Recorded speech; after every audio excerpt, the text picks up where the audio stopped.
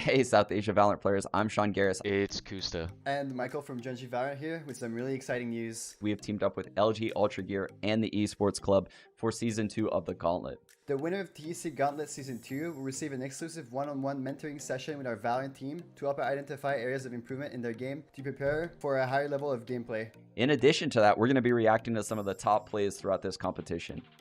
Guys, this is a once-in-a-lifetime opportunity, so make sure you don't miss out on this. Good luck to everyone competing from everyone here at Genji Valorant.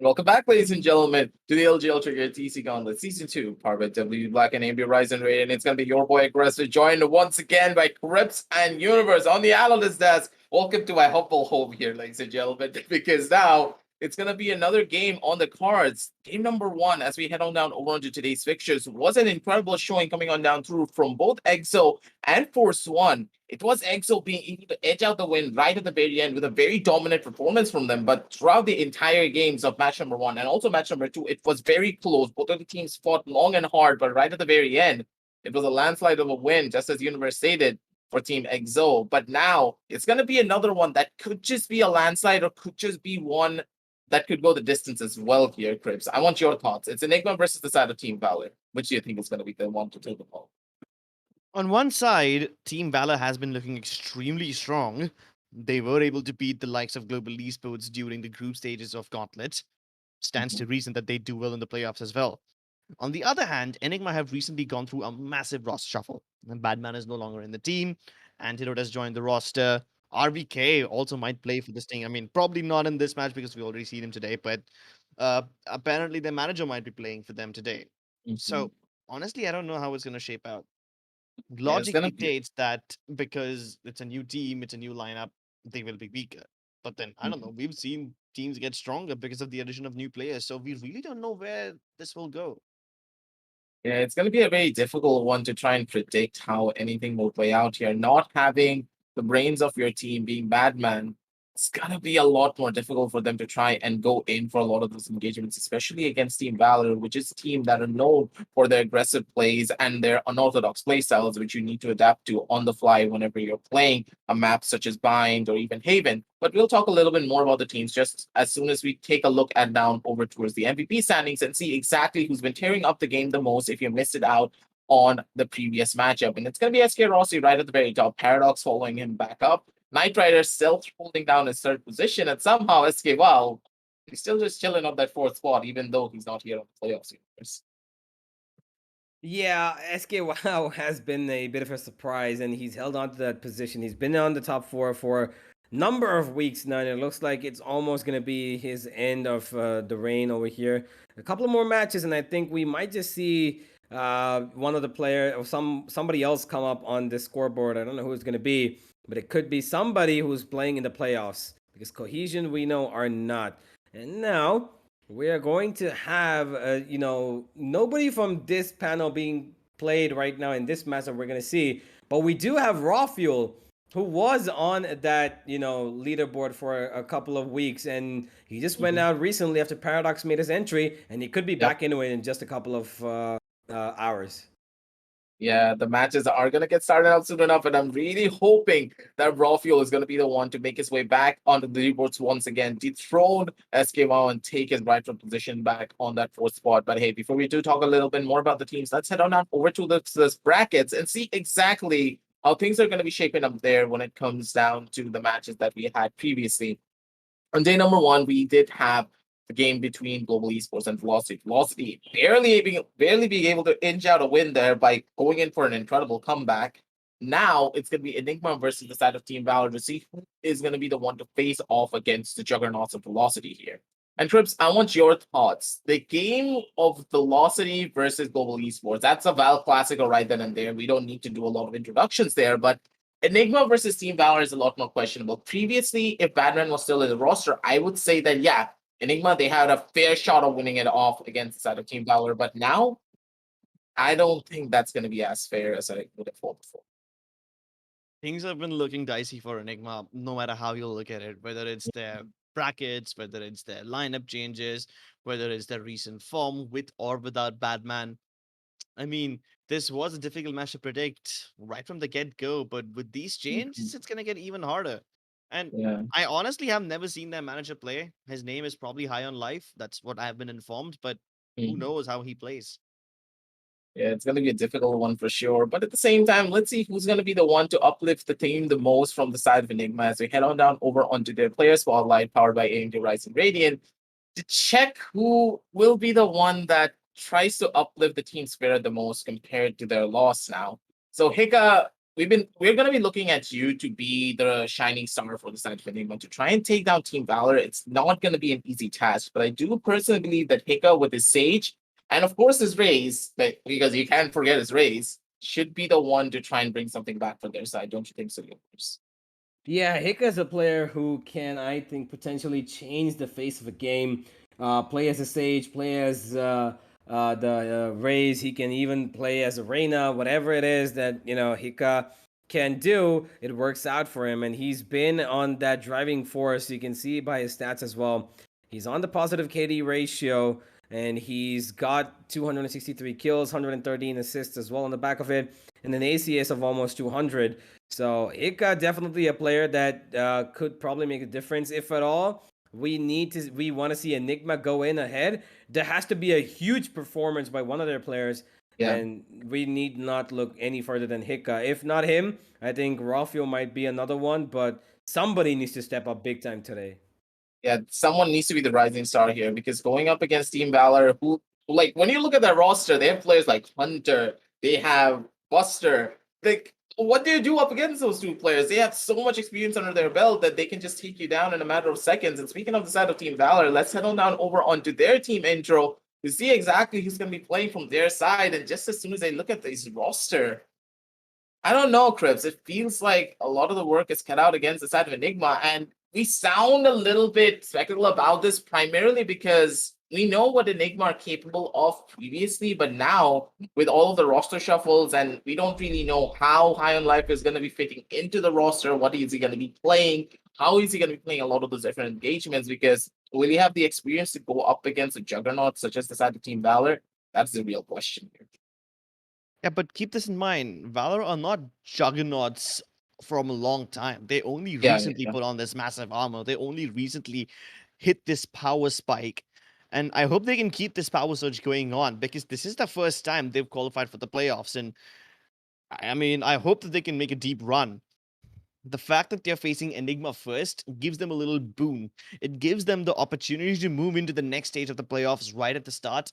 And I hope that Valor can hit the ground running. Otherwise, they will never even get off the finish line. Yeah, that's going to be difficult for them because if they lose out here, you know for a fact that their following matches are not going to be easy, especially when you consider who's waiting for them down below in the lower brackets. It's global, and you don't want to go down there no matter who you are. To go up against a team that just lost out on a Val Classico, yeah, they're going to be draining. They're going to be literally hungry for a victory, and they want that revenge against Velocity no matter what happens. But hey, for the side of Team Valor, let's see who's going to be the one to take them to the finish line here as we head on down over to their player spotlight powered by AMD Ryzen Radiant. And it's none other than the old dog himself, Hunter. This guy on a Sova universe. He has the most positive ratio when it comes down to his KD for any of the solo players in our entire tournament. And he has a better KD than a lot of the duelists as well. Yeah, he most certainly does. Hunter has been probably the most amazing player, if not one of the most amazing for the side of Valor. He's had his way, you know, in terms of influence, in terms of kills, in terms of, you know, leading his team. He's done pretty much anything and everything that you can think of, and he's been successful in it. So a player definitely you got to look out for. Very, very experienced, very humble. He knows how to work around difficult situations. He knows how to pull out his team of difficult situations. And everything that Hunter tries mostly ends up working. So, yeah, it's definitely going to be a battle of the Sovas today, I believe. We're going to see who exactly is going to be playing Sova on the other side, depending on the maps. But, yeah, I'm really interested to see how and if Hunter can affect this game heavily. Yeah. Speaking of affecting the game, let's see which map is the Sova going to be affecting as we head on down over towards the map video screen, ladies and gentlemen, to see exactly what the teams have picked out for us when it comes down to the maps in particular. And to start it all off here, Enigma Gaming picking a bind right at the start. Is this foolhardy confidence here, Crips, or are they asking for themselves to get buried under the pressure coming on down through from the side of Team Valor? Because Valor on this map, it's their best map. I don't understand. I mean, once they've already got their best map online, then they can go for the second best map in form of Icebox. I mean, this is the map where they were able to give Global Esports a run for their money, right? So if you can beat Global in Icebox, then you can beat any team on this one. And of course, the last but not the least is going to be Ascent. If Ascent was the one that we started on, then I think Enigma might have had a better chance of winning this one. Yeah, but then you're putting Bind as the decider, which is kind of like giving away the game to Valor. Let's just hope it never goes on to Ascent. Will this actually be a big brain move coming on down from them by picking a bind right at the very start and just giving it away to Valor, being like, hey, we don't care if you take map number 1. Our map number 2 is going to be stronger if you pick up something like Icebox. And of course, we have map number 3 to work with as well.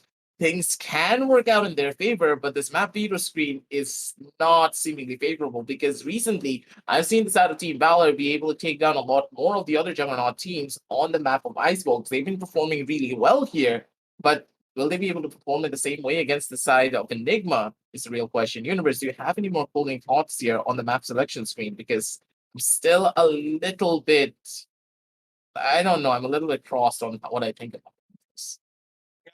I'm not quite sure what exactly Enigma are thinking. I mean, maybe they're trying to throw off guard the side of Valor, but it might also be playing into their own hands, right? So we're gonna have to be a little bit careful about. I mean, Enigma have to be really careful about how exactly they're gonna try and play this one out, because if they're not making sure that they make High on Life play exactly the role that he wants to play, it's gonna cause a lot of earthquakes, a lot of tremors going left and right, and they're probably gonna end their run in this much sooner than they would expect.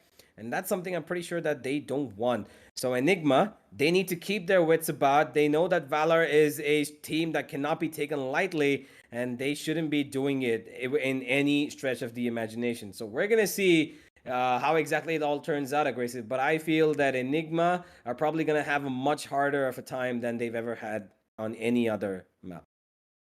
Yeah, mine's not going to be the best possible start for them, but in a way, I think that this is a way for them to ease into the matchup just a little bit, get the hardest map out of the way so they don't have any more pressure, keep themselves fresh throughout the entire thing, and then take it a lot more harder on map number 2 and map number 3. That's kind of the plan. I do hope that what Enigma are thinking, hopefully they're going to be able to employ that plan properly and hopefully make High on Life comfortable whichever role that he is playing, because playing with such high stakes and the possibility of facing global down below somewhere, you really don't want to go down there, especially when you're on the side of Enigma, where you know that global, they have a lot more of the advantages. So this is a life or death path pretty much. And let's see who's going to be the one to win everything out here. So I'm going to be sending Crimson Universe down over towards Cassius, ladies and gentlemen, because I know for a fact you're all giddy for the matchup. And hey, we'll be back with you real shortly with the LG Ultragear TC Gauntlet Season 2, powered by WD Black and AMD Ryzen Radiant, after a short word from our sponsors.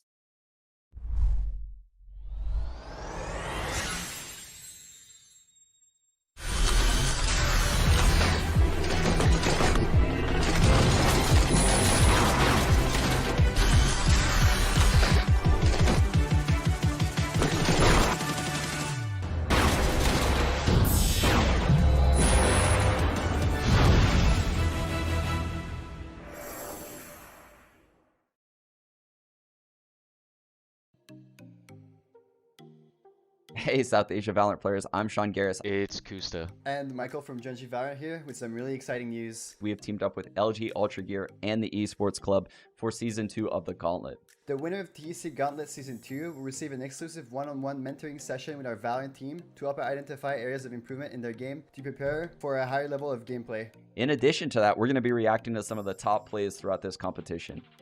Guys, this is a once-in-a-lifetime opportunity, so make sure you don't miss out on this. Good luck to everyone competing from everyone here at Genji Valorant.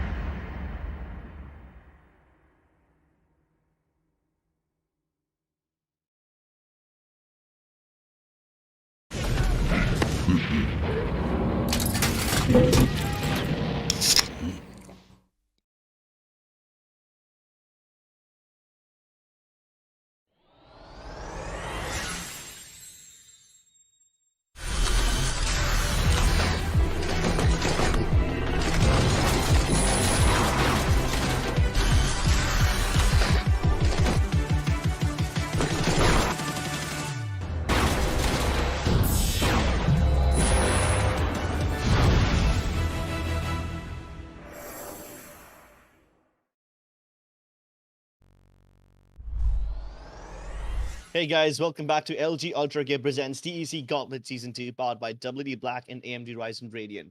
We are about to witness Enigma go up against Valor. Now, Enigma have had a couple of roster changes. Valor, on the other hand, are looking phenomenal so far. I don't know how this roster change will affect them. Do you think it will affect them positively or negatively?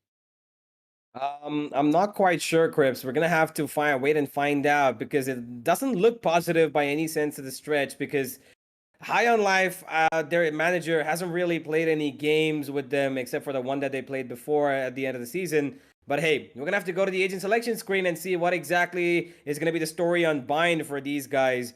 As we have got pretty much everything sorted out, I think, and we're gonna be seeing all of these players jump into the server as quickly as possible. It's been a really long game, the previous one. And yeah, now I think we just need to get this underway. We've already got Pixels and Buster locking in their usuals, and Hunter with the Sova as always. God Vexy, on the other hand, has put in his Skylock. Rafael with the Jet. Hika going for the Raze as we always see him do. And we got Ezzy playing the Viper, as High on Life is going to be playing the secondary role as the controller, and he's going to be playing the Brimstone. Interesting lineup from both sides. It's the same pretty much, except for the one fact that it's a double duelist against a single, in case Bullet decides to change up and maybe take the Jet if he wants to, that is. Pretty standard picks from the side of Team Valor so far. Double controller, just like Choose we your expected. agent. One initiator in the form of Hunter, so I mean, we've got the Sage and the Rage too. Well, on the side of Team Enigma, instead of a Sova, you've got Sky, so extra flashes available, which is good because they've then got two movement-based duelists. Yeah. No flashes on the entire side of Team Valor. Only Mhm. one flasher on the side of Team Enigma, two movement-based characters, and two controllers. So I think because Team Enigma don't have their full lineup, they just want to play a very fast game and they just want to get executes underway, which is perfect. They're starting on the attacking side. If they can make these fast-paced executes count, if they throw this to the wall and it sticks, then I think Enigma will have what they want. Yeah, they probably will, but they need to be careful. We know it's going to be difficult, and they really, really have a tough match ahead of them. It's not going to be easy, and it's definitely not by any stretch going to be something that, they can say, all right, guys, even if we give a tough fight, we can probably win this one out, because having one player out of your roster can cause a lot of damage. And that's what might just be the cause over here. As we jump into the game, ladies and gentlemen, we've got Valor defending Enigma coming in. And we've got an early wall coming up towards Showers from Pasha Sahil. As they are looking at a lot of A-sound executes coming in from Enigma. And it could be a little bit worrisome. Okay. Just complete silence after all that initial aggression. They're taking it nice and slowly. Valor realized that the push might be incoming, but Enigma taking their sweet time. Now, it's going to matter a lot when they decide to hit the dash unsuccessful. They probably wanted to make it count towards the U-Haul area.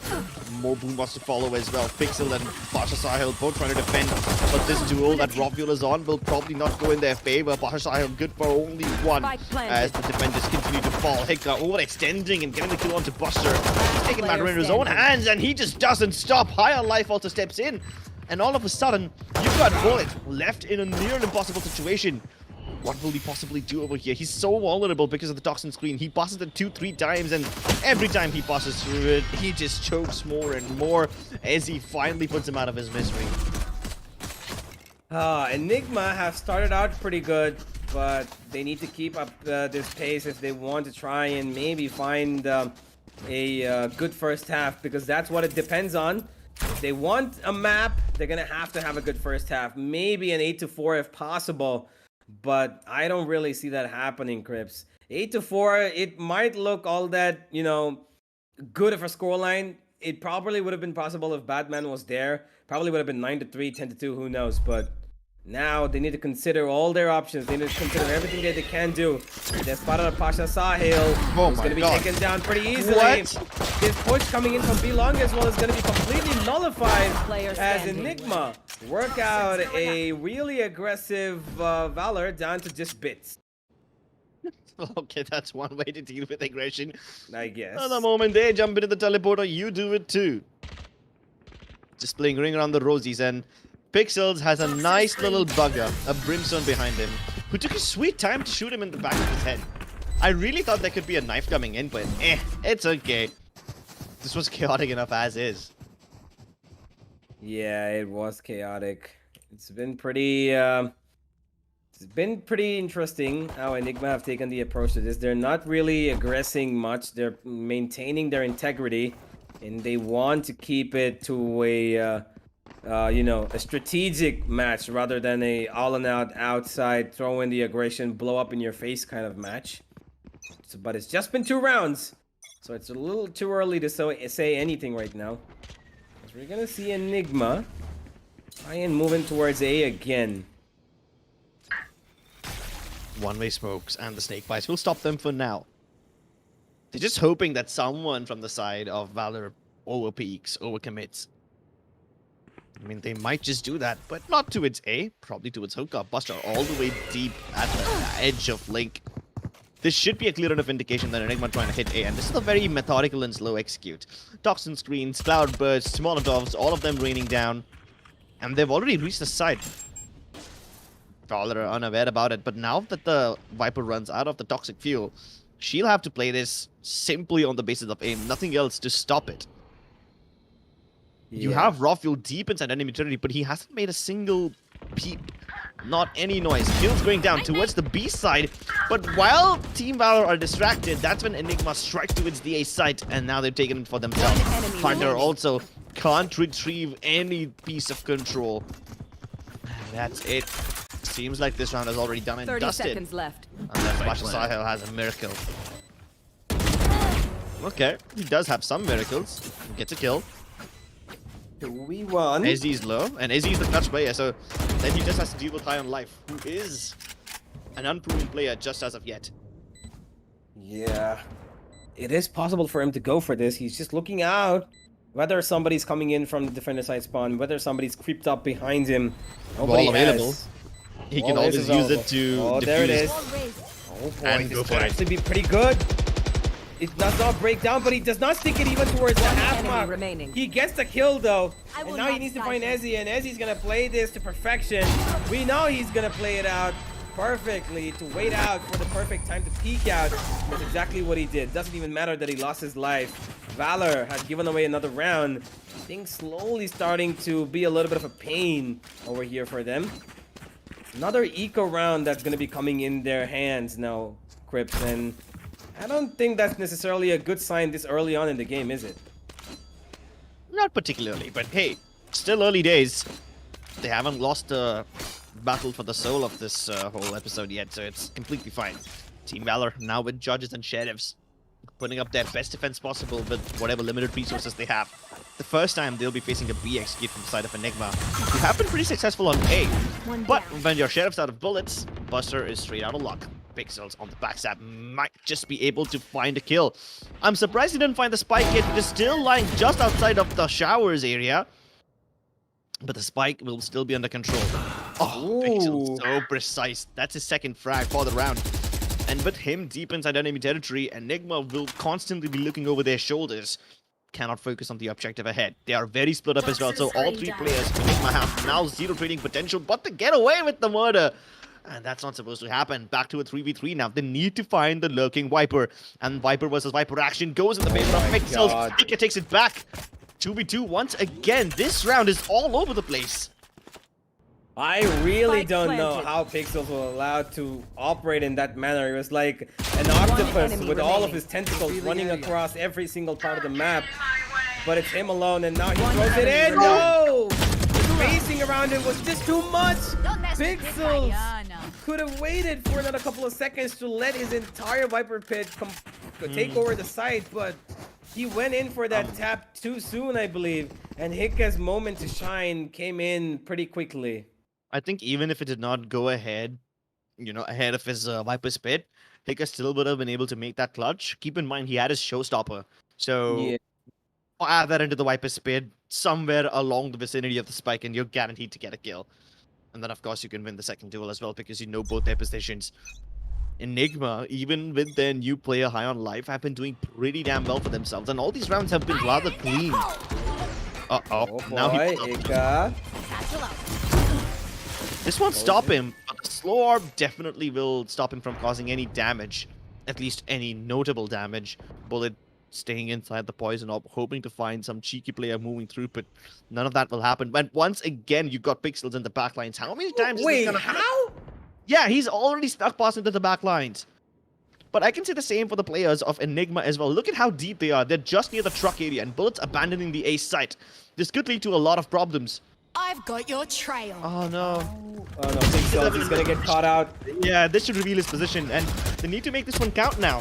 They've got the ace side under control. They need to go for the plant. High on life, protecting the backstab. Welcome to Will this be my possible? planted. A Viper Spit also committed near the pipes area so that any boy. potential rotations will be stopped in their tracks, but the backstabbers have been dealt with and everyone else's positions are kind of predictable. Jets Oh ground. no, I said that a bit too soon. This retake's got legs. Team Valor are making this one work. They've got enough men, but can they pull off the impossible? Not quite sure, but the revive is coming in, Crip, so they think they have a chance, and they're gonna go for it. Here comes the Hunter's Fury as well, as soon as he's revived, but it's not gonna touch anybody. As Godvexy is trying to hold on to his ground, but Pasha and Buster actually find 2 kills, and now 1v2. High on life, he's gonna clutch this out. It doesn't even matter that he's not playing with the team. His individual skill is just gonna allow him to put number 5 on the board for Enigma, and Valor are falling behind in a way that nobody expected this to happen. Exactly. I never thought that Enigma will be able to do so well with the new lineup. 5-0. They are climbing high up. Ooh, I mean, I don't know what he's high on right now, but it's definitely life. as his name Adrenaline, suggests. son. It's adrenaline. Adrenaline, yes, of And a course. strong lust for blood.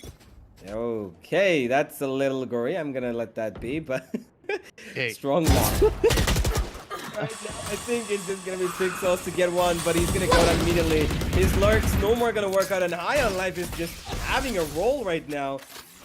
Who says he can't be a pro player? This definitely does not say no. Rawfuel finds another, and Valor are falling apart to give away to Enigma another round. And just like that, Crips, it's the half secured at least to level terms. What has it been, like 20 minutes? Not even 20, 15 minutes since we started this game? Less than that, I believe. And Yeah, it's already 6-0.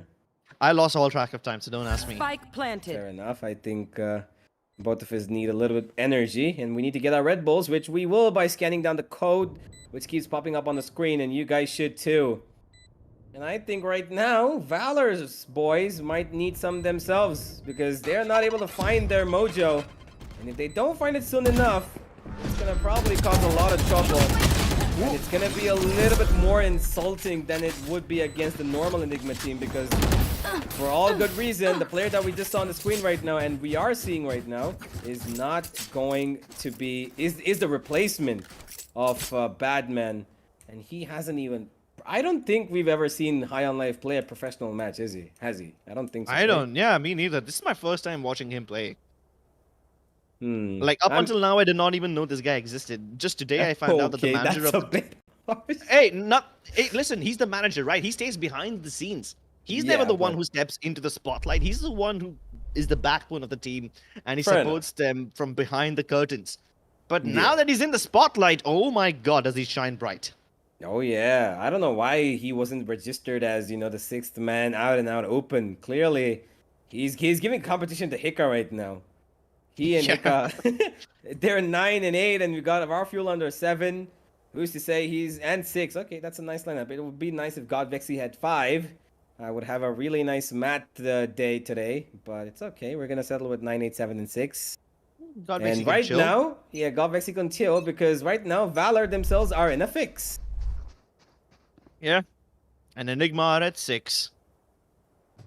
That's just what I said. Yeah. You said Valor are in a fix. Enigma Yeah. are Before that, I said 9, 8, 7, 6. Come on, don't break my bubble. Listen, I've been tripping on English. You've been tripping on maths. Fair Team enough. Valor are tripping on their holds. We went to different traumatic schools, so I think we can cut slack for each other. Aggressive control this time by Team Valor. You can already see that their legs are shaking in their boots. They want to overcompensate for whatever's been happening. Shock darts flying from all the way back there. And they'll avoid it. They'll avoid it like the plague. But can they hold on to this? Launching smoke. 5 men stacking up outside of Hoka. They're all about to burst out. Bullet the force point of contact. He's good for 1. Can he follow up? Yes, he will. 2 for him. Hunter directly underneath. Headshot angle created. He's trying to jiggle around. He spots out the barrel through the toxic screen. The perfect timing of him and the Viper utility coordination is absolutely on point. It's just the sky left in the form of Godvexy. Now we know Godvexy as the clutch player, but Hunter will deny any of that. First round on the board for Team Valor, and it looks like the tactical timeout really paid off. It most certainly did.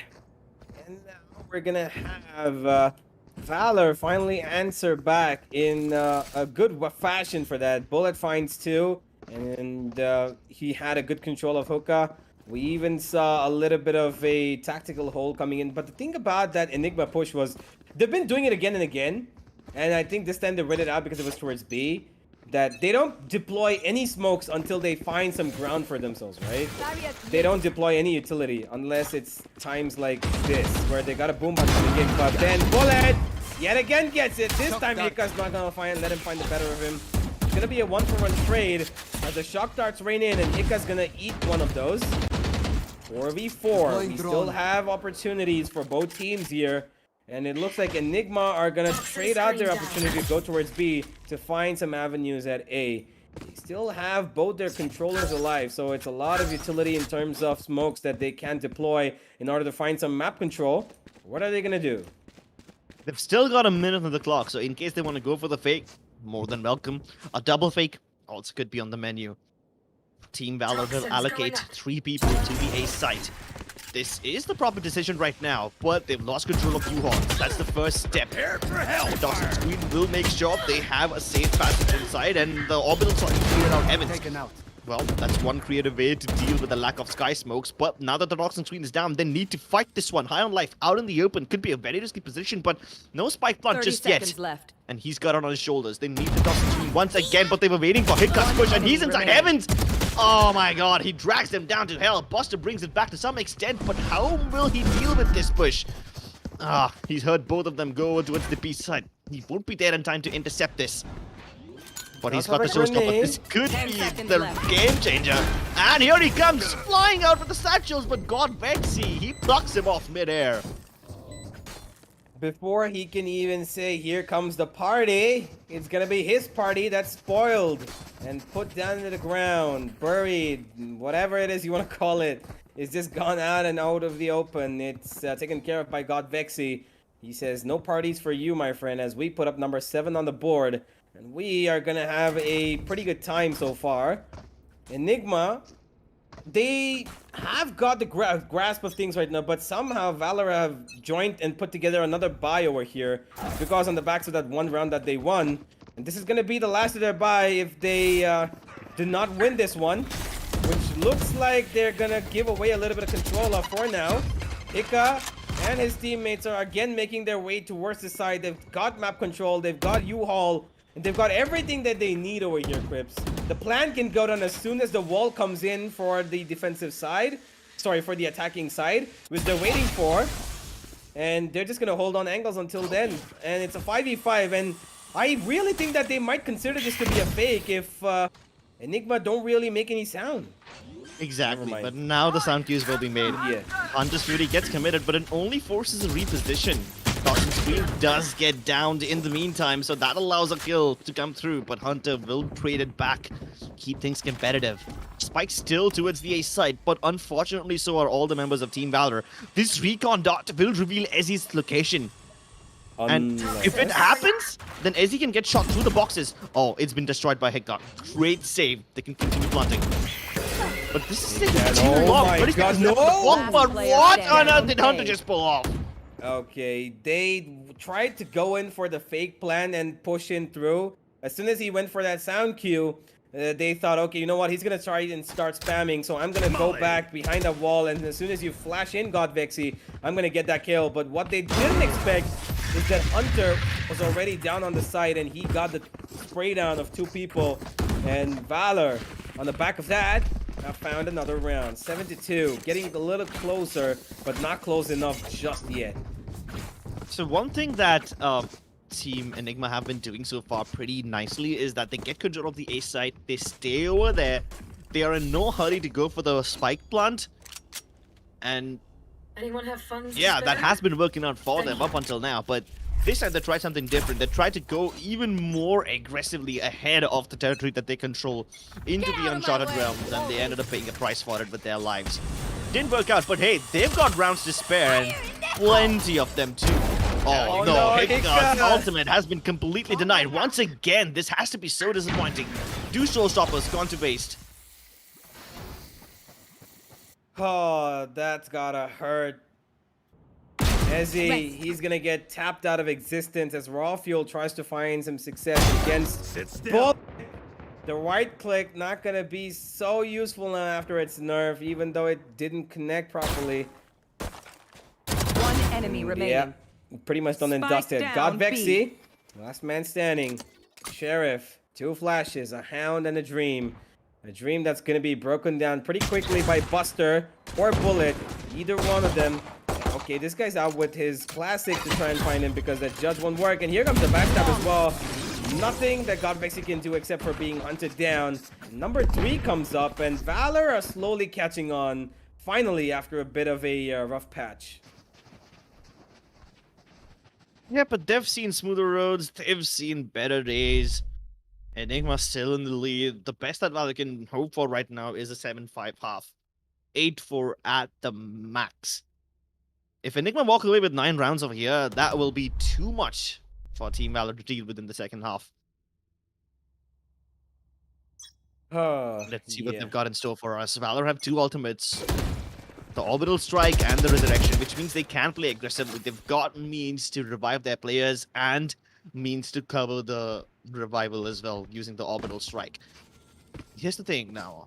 If Enigma keep on playing like they have before, you know, going for the defaults, faking, double faking, and slowly playing, Valor should be able to deal with this. I think they've done enough to figure out the playbook of Team Enigma, but if they suddenly change the pace, if they suddenly burst out of any one of these places without any prior indication, that could catch Valor off guard. Yeah, it probably could. Fires, dealing with the judge in such amazing manner. And that judge has been very annoying. Enigma have been so mad because of it. What? Okay. Alright. Pixels preemptively perforates the body. Alright, Enigma, they have rendered it to a 4v4, but Valor need to get a grip on things here, and it's not gonna happen like this. Hika just jumps in and takes out the counter raise as they've fallen apart in just a matter of seconds. 4v2 situation comes up, and Hunter, he's got nothing to work with, no utility whatsoever, even though the recon is gonna come up in about a couple of seconds. Valor actually trying to go for this. They even have the revive coming in over here, Crip. So, okay, they're serious about this. They want to go in because Pixels has got his Viper Spit, and they could see to commit that over here if they want to get entry into this side, because that's probably the only way that Hika's going to allow them to get in. But the time has gone too far behind for them to get into this, and Hika's already got 4. Is he going to go for the ace? No, Hunter's going to deny him. And Hunter, as many kills as he can get, he can only do that much because not the round has already gone away from his team. 3 kills and a death. No, wait, this death doesn't count towards Last the round ultimate before orbs. the switch. Yeah, So, does he have his ultimate now? Yes, he does. He Hunter's does. Fury available, Viper Spit available, and an Orbital Strike.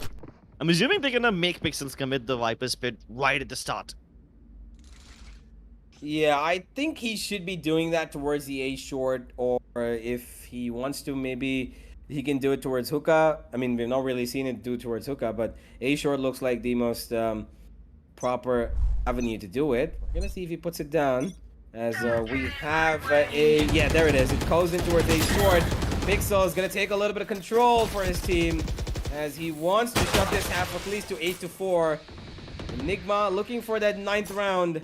to shut it down completely in this first half of Bind, and they have made sure that they have at least a good advantage in their map pick. And Bullet pushes in from B long, eats a lot of bullets on the back, and he's gonna be down to 35 HP. One bullet, that's all that's needed to put in his body that I think High on Life is gonna give him in a couple of seconds, but no! He actually finds a kill, and Raw Fuel with a jumping classic in the air is gonna have to trade it out, and now he's gonna go down completely unaware of the fact that Buster is here as well. And Valor have played this out to perfection, as in the 2v4, I don't see God Vexy or Ezzy closing this out. That's the spike! Buster might just be able to win this round single-handedly. Ezzy also doesn't check the corners, and Hunter's able to bring it back. Hey, it's 8-4. Not as good as they would have wanted it to be, but better than what the score was before. Keep in mind, at one point, Enigma were leading 6-0. So, from that to 8-4, I think Team Valor will be happy with whatever they've accomplished.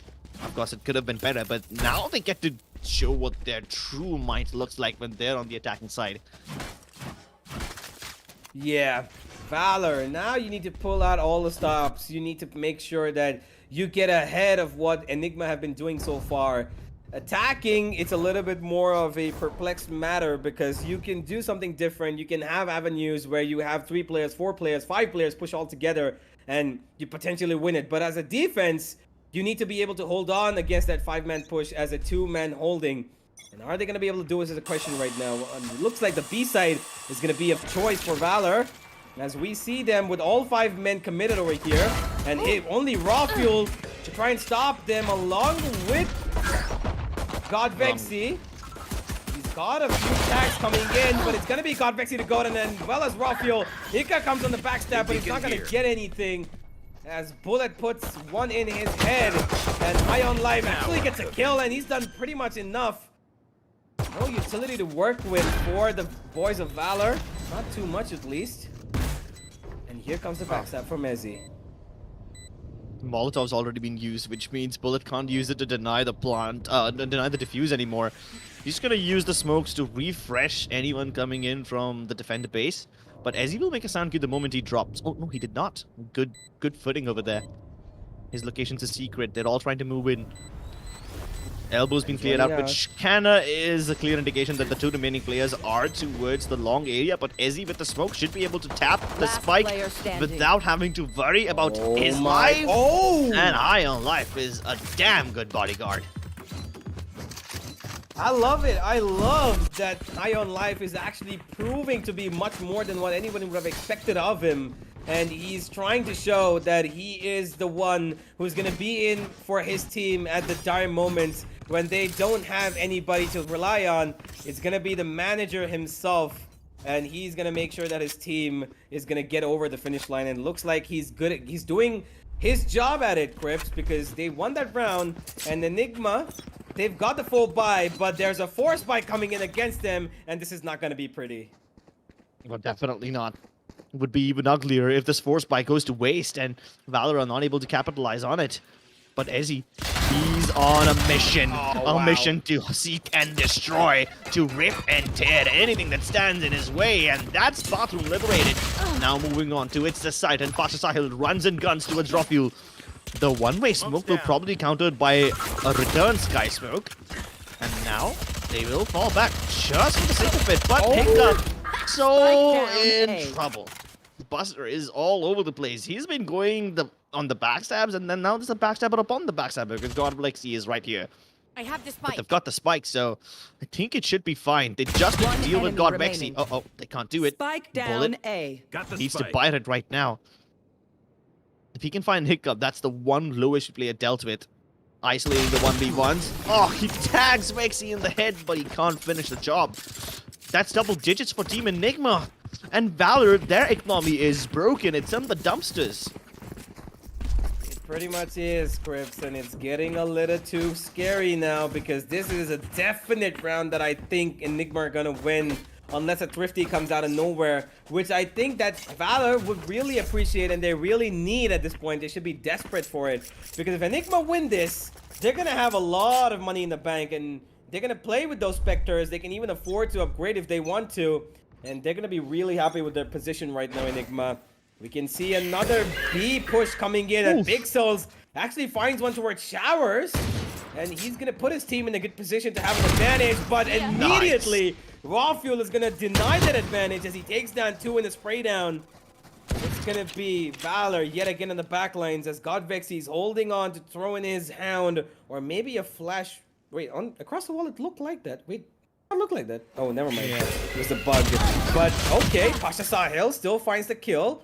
Half blinded, but good enough for 1. 3 versus 2.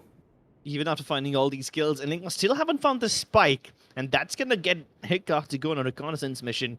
Pixels and Hika literally just circle around each other. Hika all the way down to its shot, and then Pixels goes from the site to the entrance of Bat. What on earth is going on? Hunter needs to be aware about Hika's off angle. He'll probably check the angle. He's aware about a potential player being there, but the angle could be off. Oh boy, look at the timing on this. Really tricky. Yeah, exactly. The timing, the tricky, the treachery. Everything works. Wow. And Hika is just so good. Oh my lord, that is so nerve-wracking. When you see 3 players like that, one on the, almost on the horizon of another player's view, and then the other one's coming on the backstab, and he's so close, and you don't know what's gonna happen when. But Hika comes on top of both, and he gets the kills onto both Hunter and Pixels. And he's been a pretty phenomenal player so far. 21 kills. Exactly, that's what I was gonna say. 21 kills on Hika, and he's playing Ring Around the Rosies. Literally just circled across the bathrooms. You had Pixels directly behind him. But you know what Ring Around the Rosies poem is about? It's about the Black Plague. It's about genocide. And Raw Fuel wants to initiate it once again. Operator in their faces all the way down towards the corridor of Long. This could be very aggressive and very deadly. Anyone who walks in through Link right now could be killed. Buster now looking to make his way in from Hookah. Spots out high on life, but the timing! It's the worst! How are both of them alive? Both of them should have been dead now, and Buster ascends ahead. Gets the kill. Operator yet to be dealt with, and Raw Fuel will still keep things competitive over here on Long, but the map control is all over the place.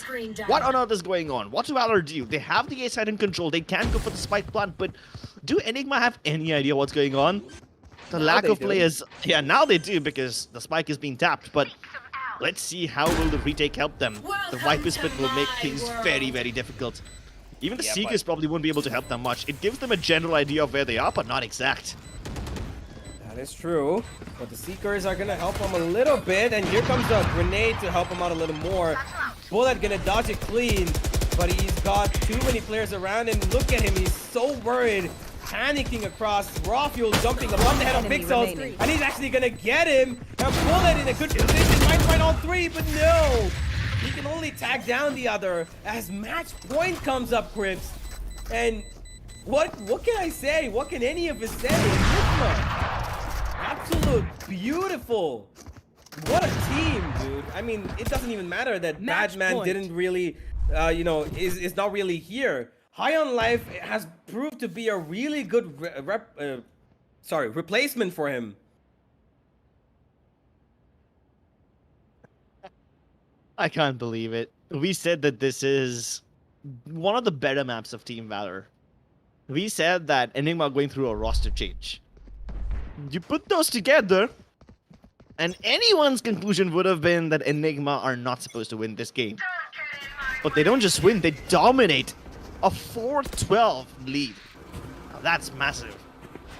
It's gonna be yet another no-nonsense B rush from the side of Team Valor as they are now desperate.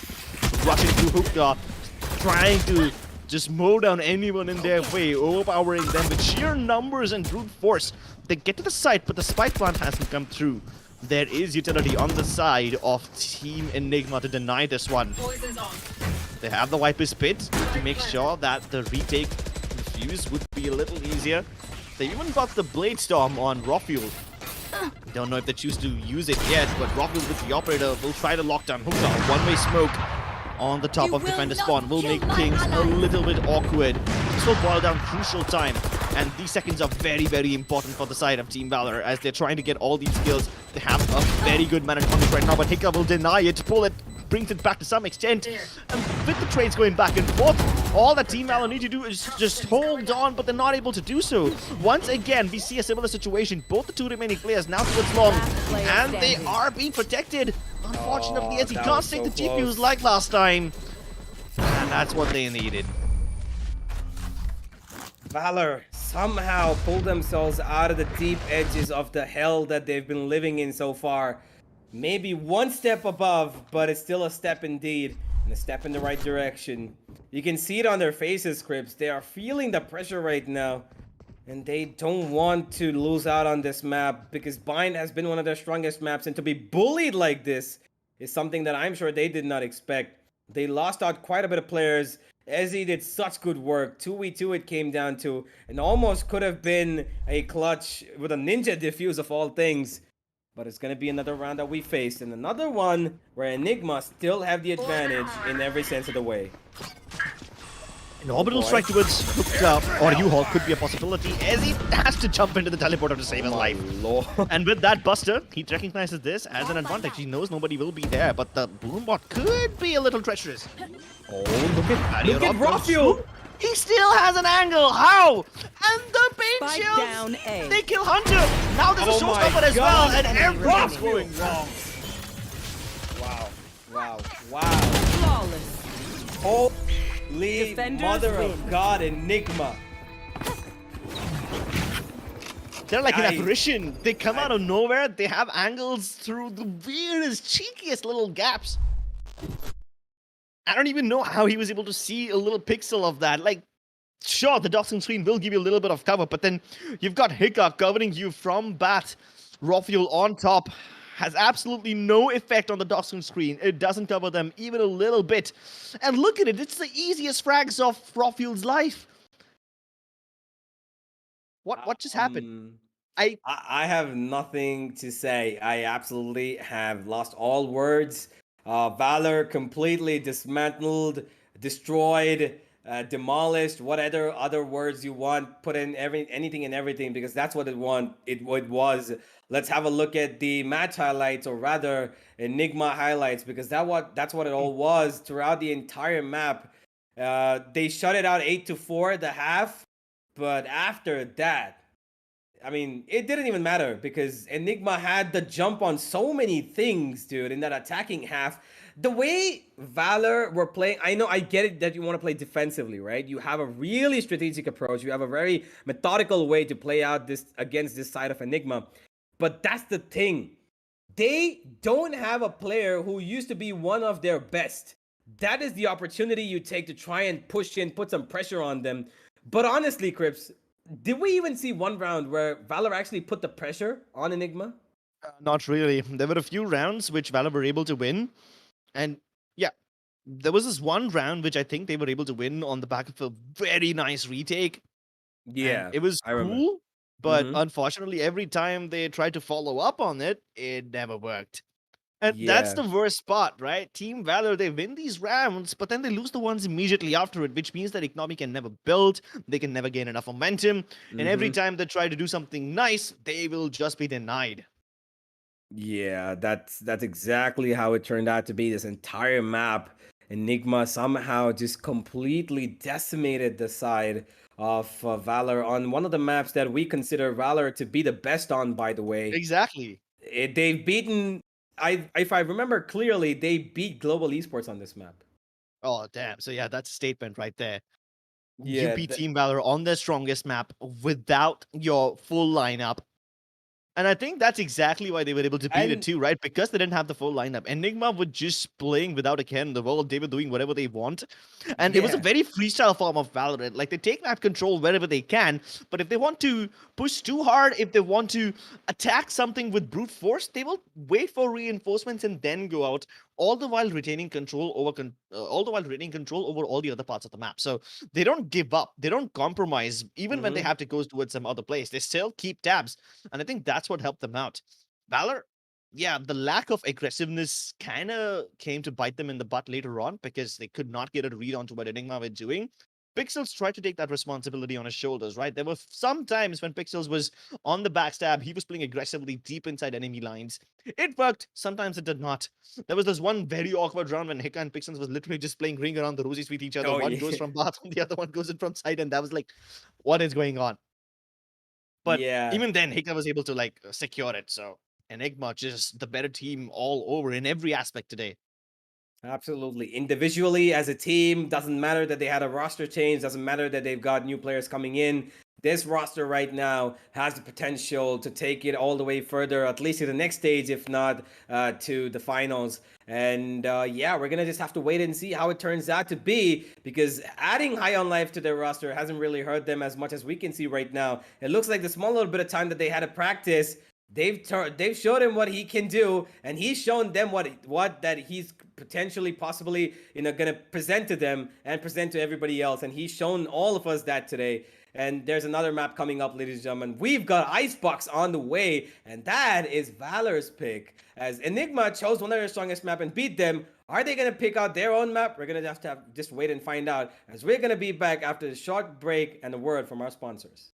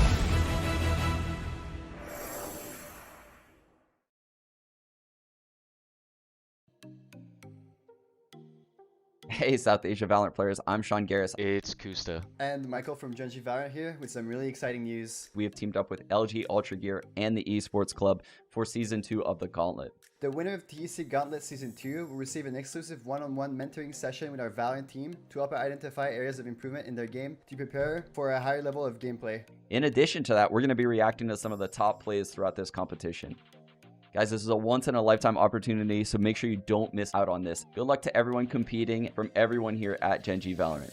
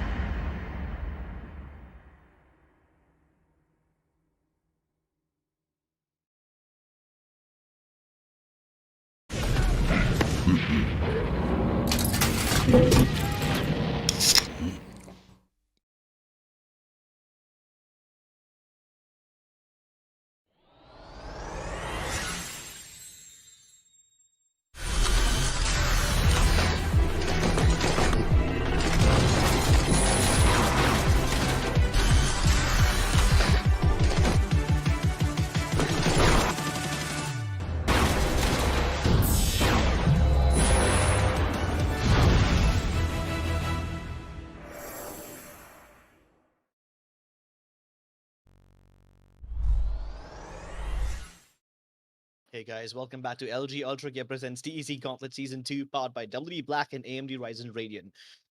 Whoa, what a turn of events. It's Valor, and they're going up against Enigma.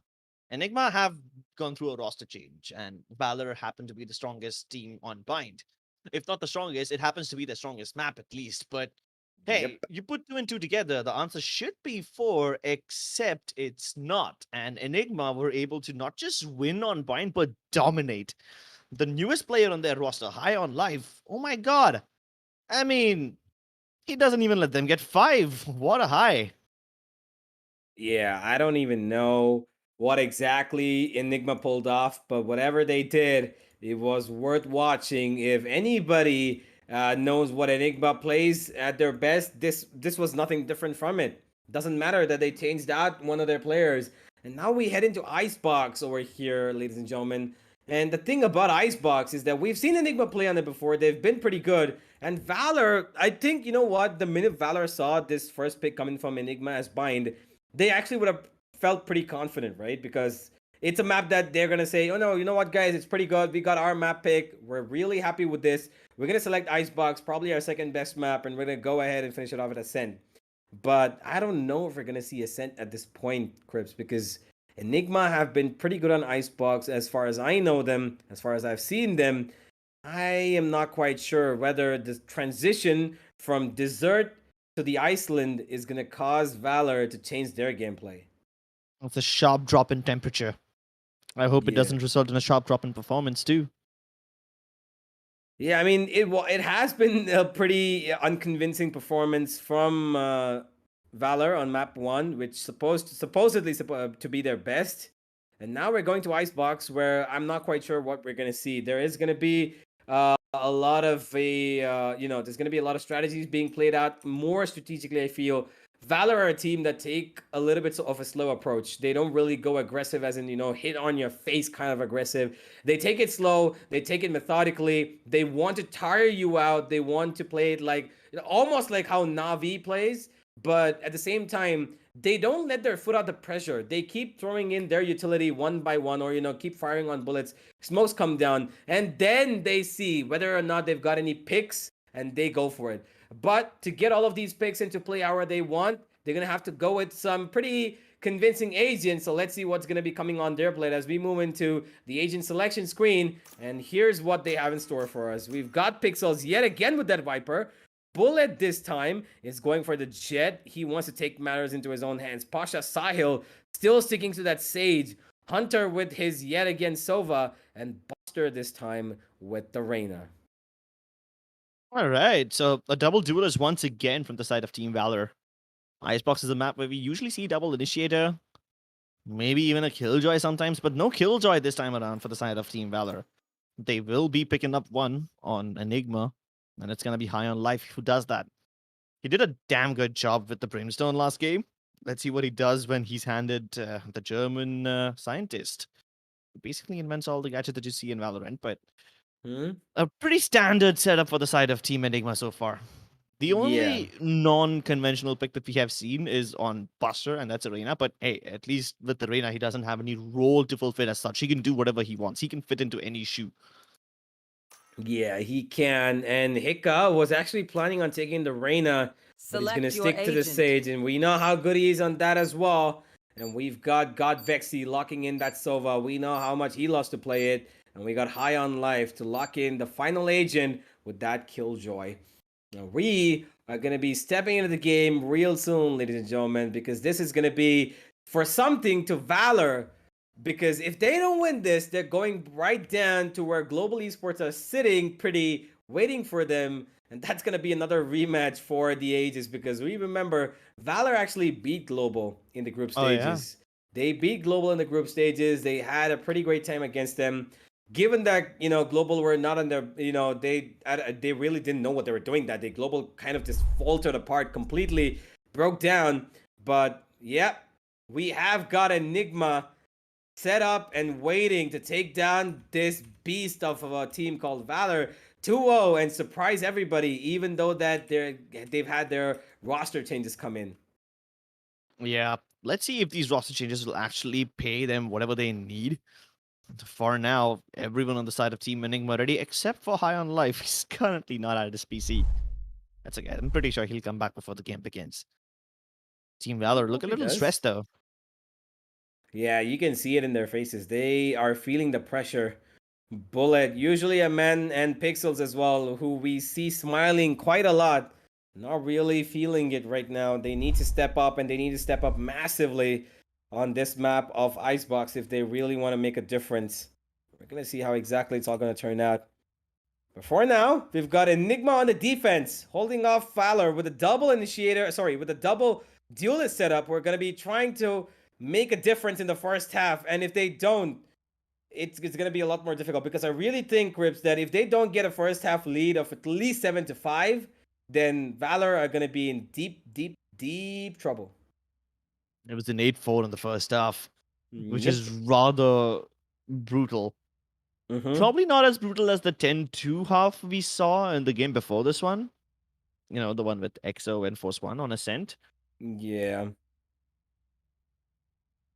That match was another one where, my God, we saw an overtime, we saw 13-9, then we saw another landslide, so it sort of was like a downhill journey. And here, we already started at the bottom of the hill. The only place left to go is up. Yeah, hopefully that's where we're going, because it's Valor's car or truck or whatever it is they're driving, and they're the ones who need to bring us up. They need a bit of fuel, and the only way they get fuel is by winning a couple of rounds, because that's what they need to feed their car and to make a difference, take us to the top of the mountain, and then maybe drop off Enigma from there on the third map. But we're going to have to wait and see. Small little pause has come in, and we're going to sort it out as soon as I said it. We're gonna be going straight into the match now, ladies and gentlemen. Valor fighting for their lives to keep themselves alive in the upper brackets. Here they are going on attack on Icebox. I didn't realize that you ugly teddy bears up in, in that TV. But hey, that should be fine. Enigma on defense, Valor on attack. They're leaning a little bit more towards the B site. They spot out the Viper. That's the first point of interaction over there. But while all of this is happening, Rockfuel has already pushed all the way down A. He only finds a bullet in the back of his head. That too against Buster. So now they know the Reyna is present over there. So hello? definitely Buster was there to sell a fake. Everyone else now committing towards the B site. And they've found the pick so far. But here's the question. What do they do with this? What do they do with all the map control that they managed to get? They don't have any fights in their favor on B just yet. So they're going to go back to its A. But God Vexy will stop them from crossing. That's a good way to transition. Unfortunately, he did not spot the spike. Nor did he down it. So there's only one player left on the A side, and that's going to be Hikka. Is he going to be enough? Too many players heading down in his direction. He holds his crosshair. Good for one. Runs out of bullets. Needs to run away. The barrier off will make sure that he doesn't get any more backup, and Pasha Sahil kills him before the help arrives. 2v2 now. Spike planted.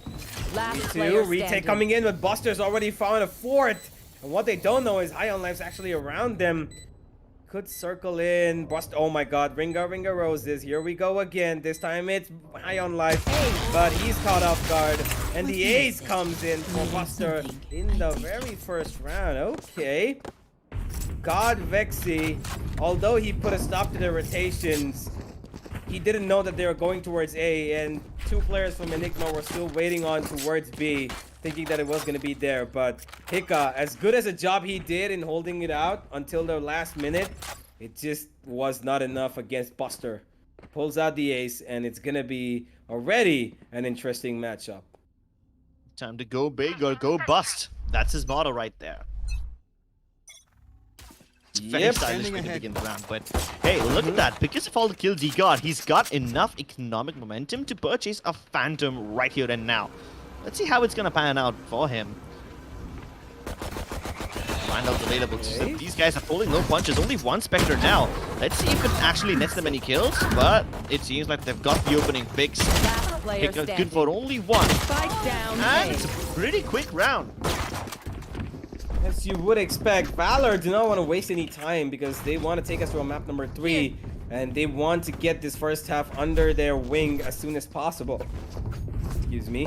And they need to make sure that they have a good enough lead, and they're working towards it, and I like it. But now they've got an Enigma who have a complete buy in their hands, and they have stacked towards A, actually. Look at that. They've got 3 players already over there, and it's gonna be a pretty tough fight now. Ralphio looking like he wants to go a little aggressive. It's gonna be dangerous. Yep, Danger is his middle name. Let's see if he can impress everyone. Nice shot by Ezzy. That's the spike right there. Down, B. Early information can be very crucial.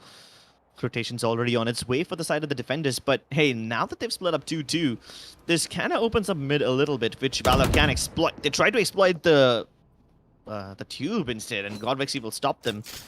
This is what Team Enigma needed. God, how What a did Bullet- cheeky push by Bullet all the way inside. Dashes away back to safety, but not too far away. 3v2 now, High on Life. Still very potent. Has got a backup in the form of Hikka as well now. But he might just be caught looking in the wrong direction. They double peek. No, Hunter! He brings it all back. They never bothered to check yellow. They thought they were safe, but that turns out it's not the case. Planted. Standing ahead. Immediately, we have Valor taking control of the situation, and now even raw fuel has been detected. So they're gonna play this a lot more slowly than they would want to in terms of informational peaks. He's coming closer in. Goes in the smoke. Gets a tap coming in. Got a player in front of him. Gonna dash right into his face, unfortunately. And gonna give Hunter the 4K. We've already had 2 players on Valor come close to an ace. One of them already has an ace. And yeah, individual performances are what they need right now, and they're making it work. Let's hope they keep on making it work. The last time Team Valor showed they were able to win a few rounds in bind, but what really got them was that they were not able to chain these rounds together and make the economic momentum count. And they survived quite a lot now. They have their players alive. They don't need to reinvest, which means the economic momentum can keep on building. And as long as they chain these rounds, it should be all good. Oh yeah, raw fuel though. Getting a little aggressive. Got Vexy's there for his support. And he's jumping in for it and he actually gets it. Okay, raw fuel. You're having your fun. Right now, the B side is not having its fun though, because the side of Valor have taken control of it. We have the spike going down. Wait, Pasha side actually gets off of it because there's a lot of utility flowing his way. This time it's gonna go down though. Pixels actually finds two, jumps down from the heavens above, and he's gonna eat a bullet at the back. Ika delivers it to him. 3 versus 3. There are a couple of guns available for the side of Enigma, but is it gonna work out for them is the question, because Ika's gone down. And he only had a sheriff. Raw fuel needs to be the hero right now. If they want this round, they're gonna have to work for it, Enigma. Because nobody from Valor is gonna peek this one out. Last bullet! Something else to say. Godvexy actually finds one, gets tagged down as well, and he's gonna die to Hunter. He's just too good at tracking you down, and he's not gonna let you escape when his name itself has one of the words of the ultimate. Poetic indeed from Hunter. One of the most experienced players in the country, now proving his worth weight in gold. Here's the funny thing though. Enigma haven't played aggressively anywhere except A. Yeah. They send raw fuel on pipes every now and then, but they don't take very aggressive positioning towards B. They don't try to fight towards mid. They tried doing it once, that too when Valor were on their way back from the B fake towards the A site as like a anti-rotational thing, but they haven't taken the initiative just yet. He's been fighting towards the entrance of B every now and then, but he almost always has to retreat with nothing. Pretty much. Right now, though, he's got his utility, which is going to be disappearing in a couple of seconds. And he's going to have 3 players to face off against, one of whom is going to be Pasha Sahil, and he's going to blow his head straight off. And the rest of Valor are making their way towards mid, as Pixels is trying to put in some pressure, and he's going to get caught off. Whoa, no, he actually got supported. Buster actually helped him out, and High on Life coming in from field is actually going to find one. But I don't really know if they're going to find any more success. They actually get one more Pixel taken care of, and the mid push completely nullified. And just as I say it, Hunter's coming back on and says, nope, I'm in mid now. And he's going to find 3 players in front of him with the time he goes into that tunnel. He's going to get 1 kill. He's looking for another. Godvexy going to deny him of it. That recon not actually going to reveal anybody. 1 enemy remaining. And it's going to be Pasha Sahil to take on High on Life, as Godvexy, the last man standing, yet again. He's going to get taken down by Pasha Sahil. And pretty much what Enigma fed the side of Valor last map is being fed back to them. And it's a bitter medicine indeed, I think, that they will agree to tell. Yeah, karma is a cruel mistress. What goes around does come around indeed. They're just 1 round away from getting bind once again. Oh my god, do you think we're gonna go to a map 3? I am not sure, but right now, by the looks of it, I would have to say yes. They do have a lot of control, Valor. They do have a lot of momentum. They have economy, and they have Enigma right where they need them. That is in complete disarray. And right now, Enigma trying something different as he's trying to play around this, and he's got Hika to his support. Takes him out, but immediately traded off. And even down comes the revival. And as he's also gone down, Pasha Sahil hurting them right where it hurts the most. Raw Fuel with the knives though has got one. 4v2.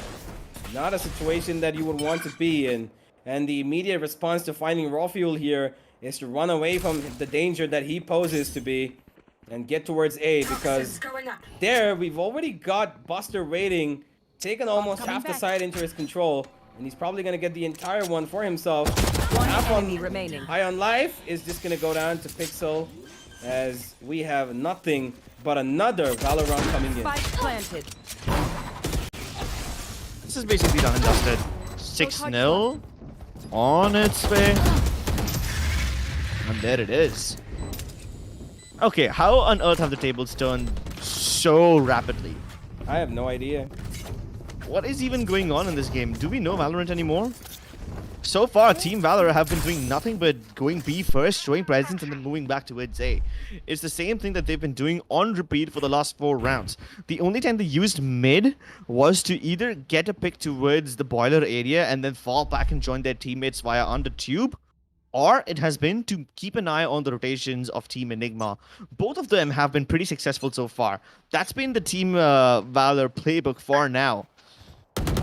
But let's see if Team Enigma can do anything to change it. Hiccup playing all by himself, barely any trading potential, but he's got now the cover of Ezzy, who's going to put down the toxin screen and create a little vulnerable angle of sorts, and Hiccup with more angles of his own boosts himself up on the barrier top to get that nice kill, but then there's Pixels moving in from Boiler, and he's got 2 kills already. 3 versus 2, this is definitely doable for Team Valor, despite the odds. But Godvex could change things. How did Bashazahil predict that? And he doesn't get traded by the person playing in Garage. Things are starting to look up for the side of Team Valor as they are just somehow bulletproof. I have no clue how this just happened. Absolutely no idea. And look at this Viper split. Spike planted. Wait, raw fuel? Last player standing. I thought he was walking on something. Oh, that was the wall. Okay.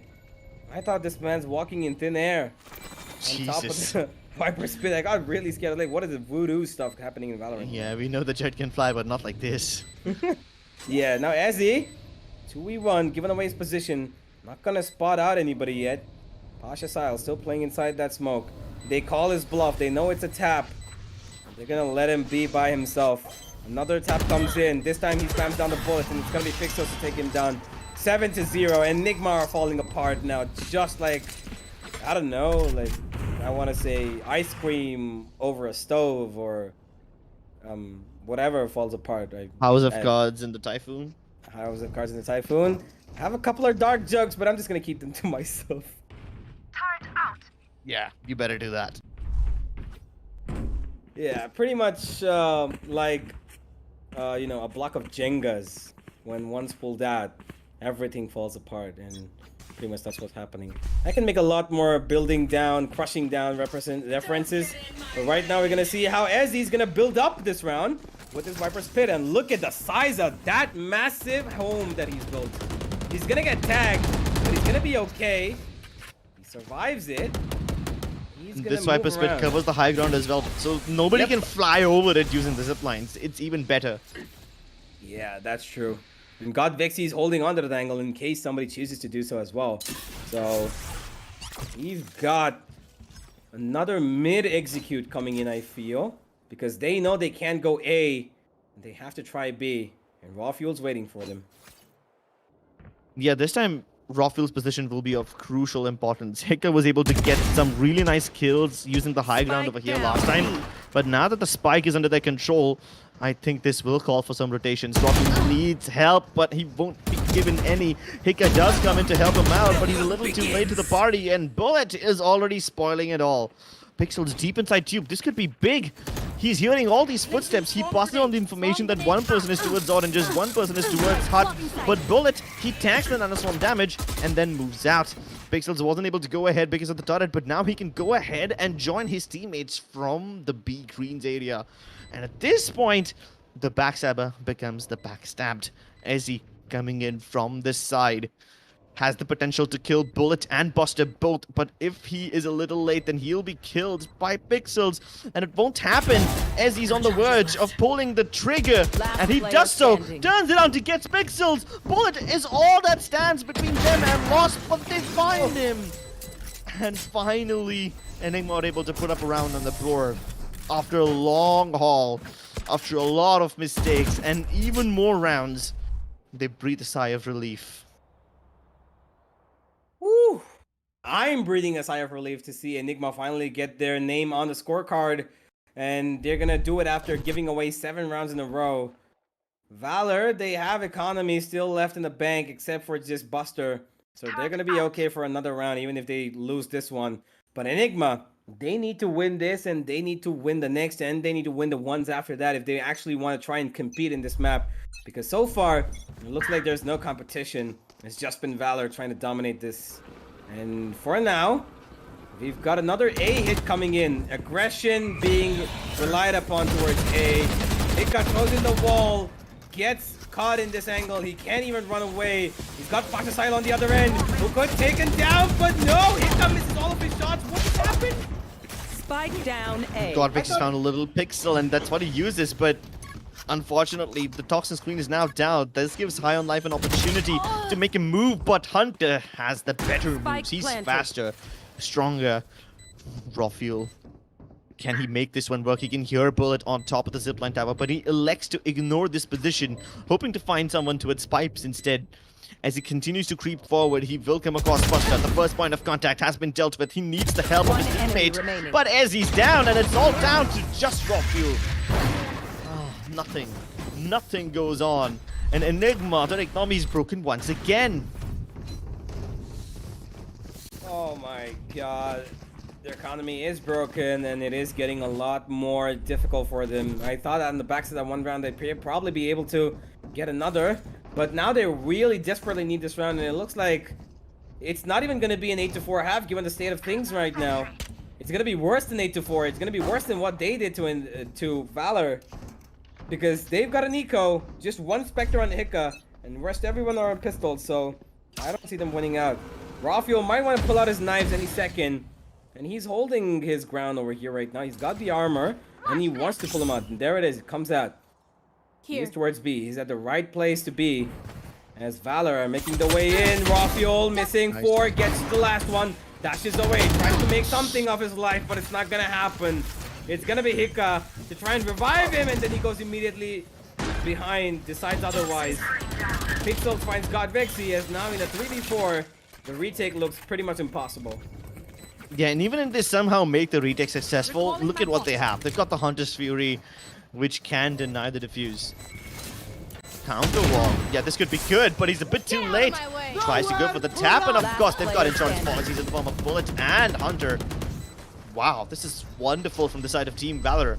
Would you have expected this after the trashing they took in Bind? Because I certainly wouldn't have done this. Neither would I. I would really not expect this. It looks like Enigma had a reason to choose Bind, and Valor had a reason to choose Icebox. Clearly, this is it. Both of them are performing really well on their own home maps. And you can see the smile slowly coming back on the faces of Valor. You can see Pasha Sahil, he's serious, but he wants to crack a smile. He knows it's not a win until it's a win. And he's going to wait for it. And that's okay. 9-1, which potentially could be 11-1. But here comes the Hunter's Fury from the opposite side. Godvexy gets an easy kill onto Hunter and tags down Pasha as well. But the revive comes in pretty instantaneously. And Rafiel is going to try and take the advantage of the situation. Goes in for a kill, and he's going to let them escape. Oh, but to this Pixels deep into Snow Pile, he's been the one who can thread the needle. And unfortunately, while his efforts are rewarded, his teammates are getting killed courtesy of the Auber in the form of Rafiel. That's a spike down right there. Pixels need to somehow stop this rotation, but High on Life will deny him everything. The two remaining players now hurtling down the A corridors, and Nick has prepared for this one. Once again, with his eyes closed, he's able to get the spray, tags down Hunter to a reasonable amount of HP as well, which should be enough for High on Life. But he gets him through the walls. This is great. And now Rafiel's behind him. His position was found out before, but can he make the timing count? Yes, he will. Finally, Enigma get one more round in the bag. And it's about time that they did so, but he can't get the orb back in his hands. Oh, what an unfortunate turn of events. No more orb available in the last round for Enigma. They don't even have proper weaponry. Like, they've been forced to either downgrade to light armor or bulldogs or specters. At least they've got 3 ultimates, one of them being the Viper Spit, which means they can use it towards one of the sites, lock down the A site. And if things go wrong, they can always use the Killjoy ultimate for the retake. So, it's not all that bad. The hunt begins. Yeah. They're going towards B again now. Rafiel has been spotted out, and he's just giving them sound cues. It doesn't matter because he's gonna get the kills anyway. Tags down Pasha Sahil real damn low, and he's gonna get another. Godvexy right onto that. Hiccup with another, and 9-3 half. The cursed scoreline looks like it's gonna be coming in over here, ladies and gentlemen, unless Pasha Sahil has something to say about it. Will they even find him first? They check the angle. A 9-3 half. Could have been worse, but now Team Enigma are gonna have to pull up their socks. They will have to pick up the pace and the pieces if they want to make this one work. But this pistol round has to be a round where they hit the ground running, otherwise they will never get off the finish line. You are right. It is a curse's scoreline for a reason, and the only way the curse works is if you find the pistol. And Enigma on the attack have to make sure that they have a good plan set in. And it looks like it's going to be towards B. They've thrown in the wall over there, and Ezzy's going to throw in another one of his utility towards mid, I feel. You can see he is planning on. And it's going to be a B hit early on, moving straight in, and here we go. Enigma, what do you have in store for us? Potentially a B hit with Ezzy being on the lurk. He's put down his toxin screen, which basically allows him to be wherever because his job is done. He can provide cover to his team by simply pressing button. Very slow and methodical round though. Didn't expect it to be this slow, but they just will leave Rawfuel in this position. Toxin screen activated so that he can get a little deeper into the site, but they are falling back with the spike and going towards A. Unfortunately, Valor are not falling for this. They have all the early information in the world. They don't make any preemptive rotations. They don't make any unnecessary pushes. Everything's still under control, and Valor know exactly what's happening. 2 players on the A side. Not too many, but they can defend. But a double fake. Okay, this could be interesting. And now Rawfuel's very deep inside enemy lines. Towards Snowman, he can pick off people before they even show up, but Hunter spotted him out. And the element of surprise is lost. No problem. He's still got more than enough map control to secure a passage for his team. 30 seconds left. Unless the Viper has something to say about it. Hunter stops him to fall back from a safe position. But Buster, he tries to come through. High on life with the double of his own. It's a 3v3. Spike hasn't gone down yet. 15 seconds left. They need to go for the plant now. Trying to. He's got cover, and Hika survives that. Godvexy finds 2. One enemy And remaining. it's going to be a 1v1. Pasha Sahil against Godvexy. He's got a recon that's going to come up in 4 seconds. And I think he's banking on that. Half diffuse already done. And needs to be careful now. Godvexy playing for time. Playing for pick. Playing for the brain power. And he's not going to get it this time. Pasha taps him out of existence. It's going to be the 10th for Valor. And let's go. Valor are looking like they are definitely wanting to see Ascent come on. Yeah, it seems kind of inevitable now, doesn't it? They needed to win the pistol. Enigma have no choice but to go for a force buy. They won't even do that. It's just a bunch of pistols. That's it. Sheriff, Ghost, Frenzies, whatever they're comfortable with. Rawfuel and Ezzy won't even get that. They're going for a complete eco. A Marshall comes through finally, but I don't know what much they can accomplish with it. They need some really good early frags. Bullet can hear all these footsteps now. He's going to relay the information to his team. Rotation's coming in already. They've abandoned the mid-tubes. And they're starting to come to its screens right now. If Enigma can move in just now, it would be great. Otherwise, they will have to deal with way too many players. And it seems like they're a bit too late already. They went for a double fake in the previous round. Maybe we'll get to see something similar. So brain games are the name of the game for Team Enigma. But I think Valor, with their counter-aggression, can get the read onto them. Maybe Pasha Sahil, though, has taken up mid all for himself with that wall. This is a really interesting approach, to be honest. He's just completely cut them off, and Bullet coming in the backstab doesn't even care about the turret. He's gonna take down high on life to make that turret stop, rather than take out the turret itself. And Pasha Sahil to clean up, as he's got the janitor duty, and gets a 3k for himself. Team Valor, 11 on the board, and they have got Enigma right where they want them. Now that Enigma have a buy coming in, and even though they win out this round, if they do, that is, I really don't know whether we're going to see a comeback happen or not. Because at this stage, Crips, it looks inevitable that Valor are just going to take this one home. Well, if they do take it home, they'll have to use the highway. They will have to go to Ascent. Can this work though? 2 people Both of them hiding in corners. I don't know if they spotted Buster. They should have had an idea. But Pixels might make it a little bit complicated. The toxin screen being dropped at the right time will make Buster a very deadly force to be reckoned with. But Pixels is dead. No more backup available for him, and he needs to fall back to save his life. Must regroup now. Bullet might have spotted Ezzy sneak across the other side, but Ezzy can now hear Bullet being healed. So that's one player's position revealed at the very least. And if he manages to thread the needle over here, he should be able to get a nice kill. But is Ezzy lagged out? He's not even moving properly. Yeah, he's lagged out. Oh shit, that's the worst thing to happen to Enigma. Yeah. He just walked straight to his death of in that tube position.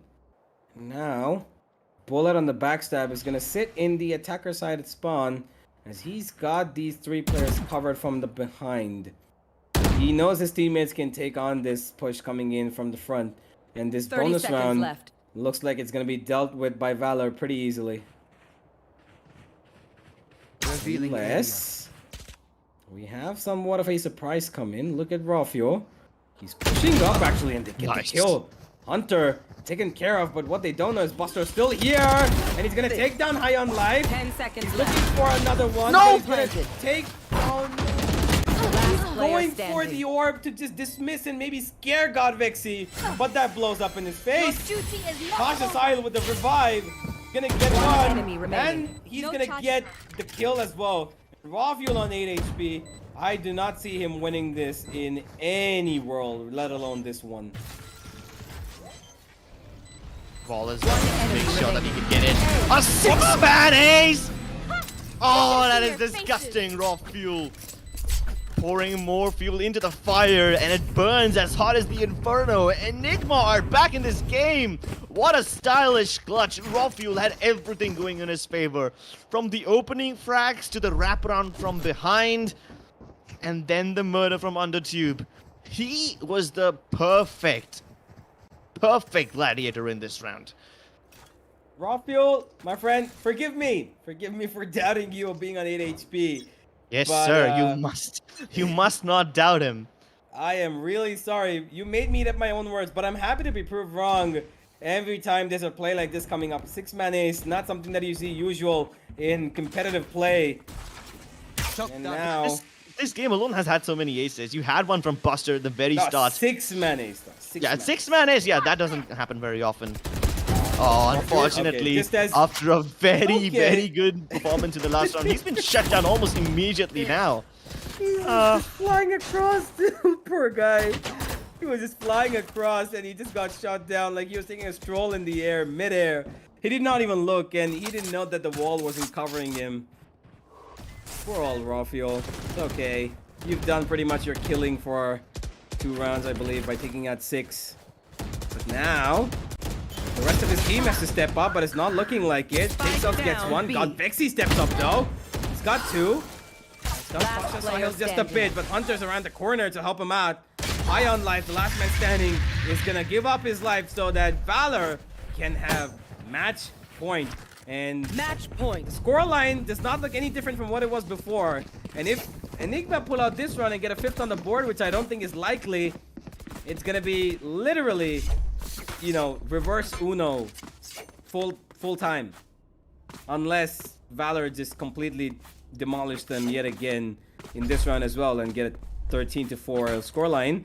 And how often do you see that happen? 2 teams, first one which looked really good on bind, completely destroyed them. Second one said, yeah, no, we're gonna do it back to you, and we're gonna do you one better. And they do it with 1 scoreline lesser than what they had in mind, but never mind. Rafio proves me wrong yet again. He says, I want to get this one for my team, and he goes for it. Bullet still caught off guard, gets his head blown off. Hunter comes for him 1. Make that a 3rd for Rafio. Another ace up his sleeve. He's looking for it. He's not going to get it though. Fixes and plus the tile. Shut him down. High on life, going to get caught off guard with the nano swarm in his hands. And now Pasha Sahil with a Spectre is looking at the right direction. He might want to pick up another weapon, but he's not going to, and he's going to get paid for that. Hiccup pulls out the 5th one for his team, and we go to another round where Enigma are going to survive to tell the tale. But how many rounds will they keep on surviving for? They're living on the edge of their life, hanging on by a thread. One slip and it all ends. Whatever advantage they manage to secure and bind will be negated.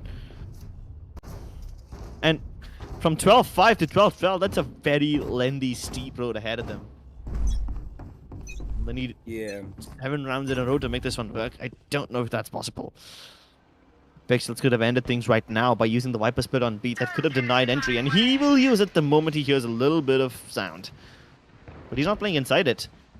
On the other hand, the other Viper gets picked off, so that is a very good start, and Hunter picks off God Vexy. What? He used the same shotgun in the previous round. It wasn't successful, but the moment he gets revived, the Hunter's Fury comes through, and this should be able to confirm whatever he started. More frags going in the favor, but when the dust settles, it's still a 3v3. Maybe they will give this round up for free as Raw Fuel continues to dominate. Valor feel themselves suffocating. Buster walked past Hika. If the timing is right, and if he can go around the other side, then Hika will be the one true king of this battlefield. Buster gets the opening frag. That's what he needed. Hika will be found, and Boulder won't deliver anything. Enigma reach halfway point. Halfway point they have reached, Crips, but how much further can they go? Because this journey is still a really tumultuous one. It's gonna get a lot more tiring as we keep moving ahead.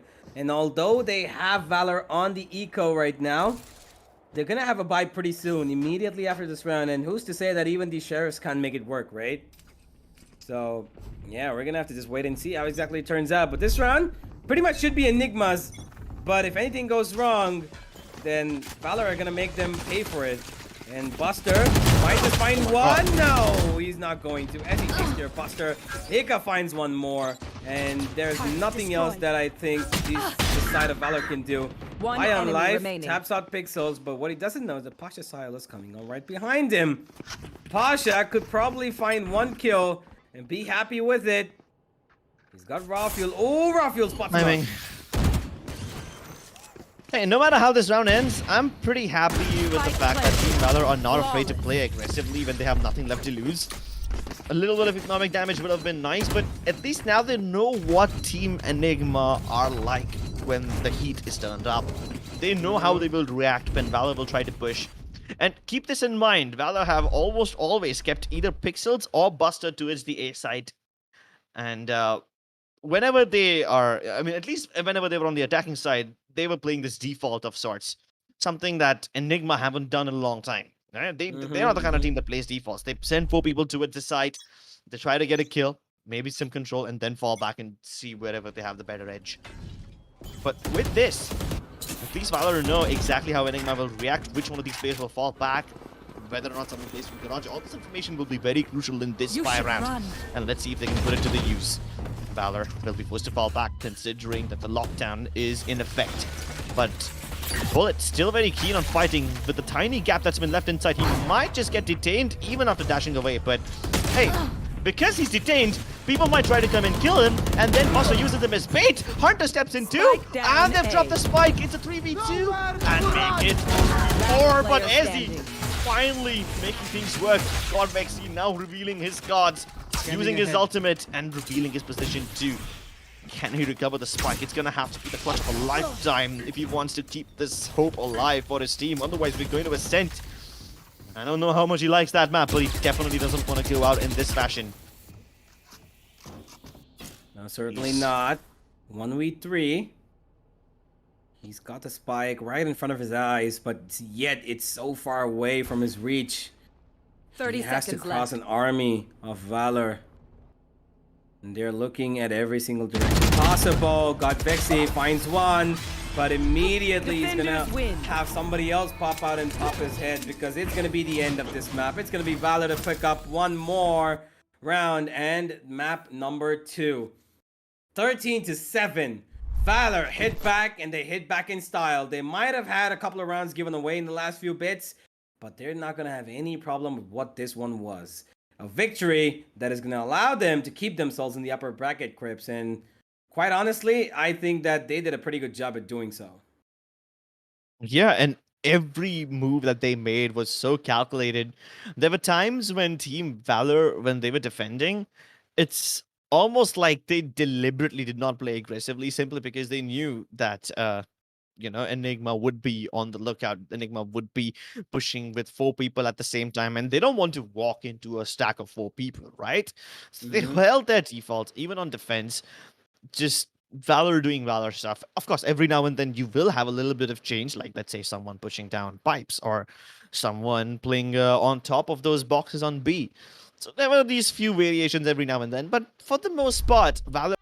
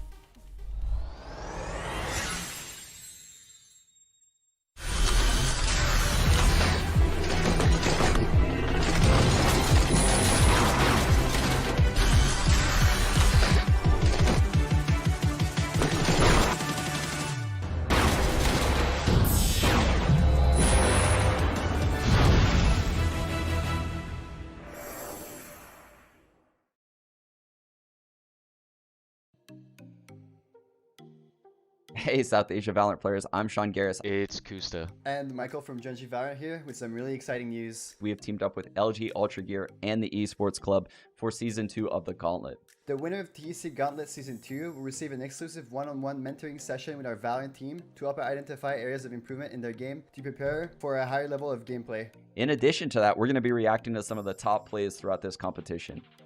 Guys, this is a once-in-a-lifetime opportunity, so make sure you don't miss out on this. Good luck to everyone competing from everyone here at Gen G Valorant.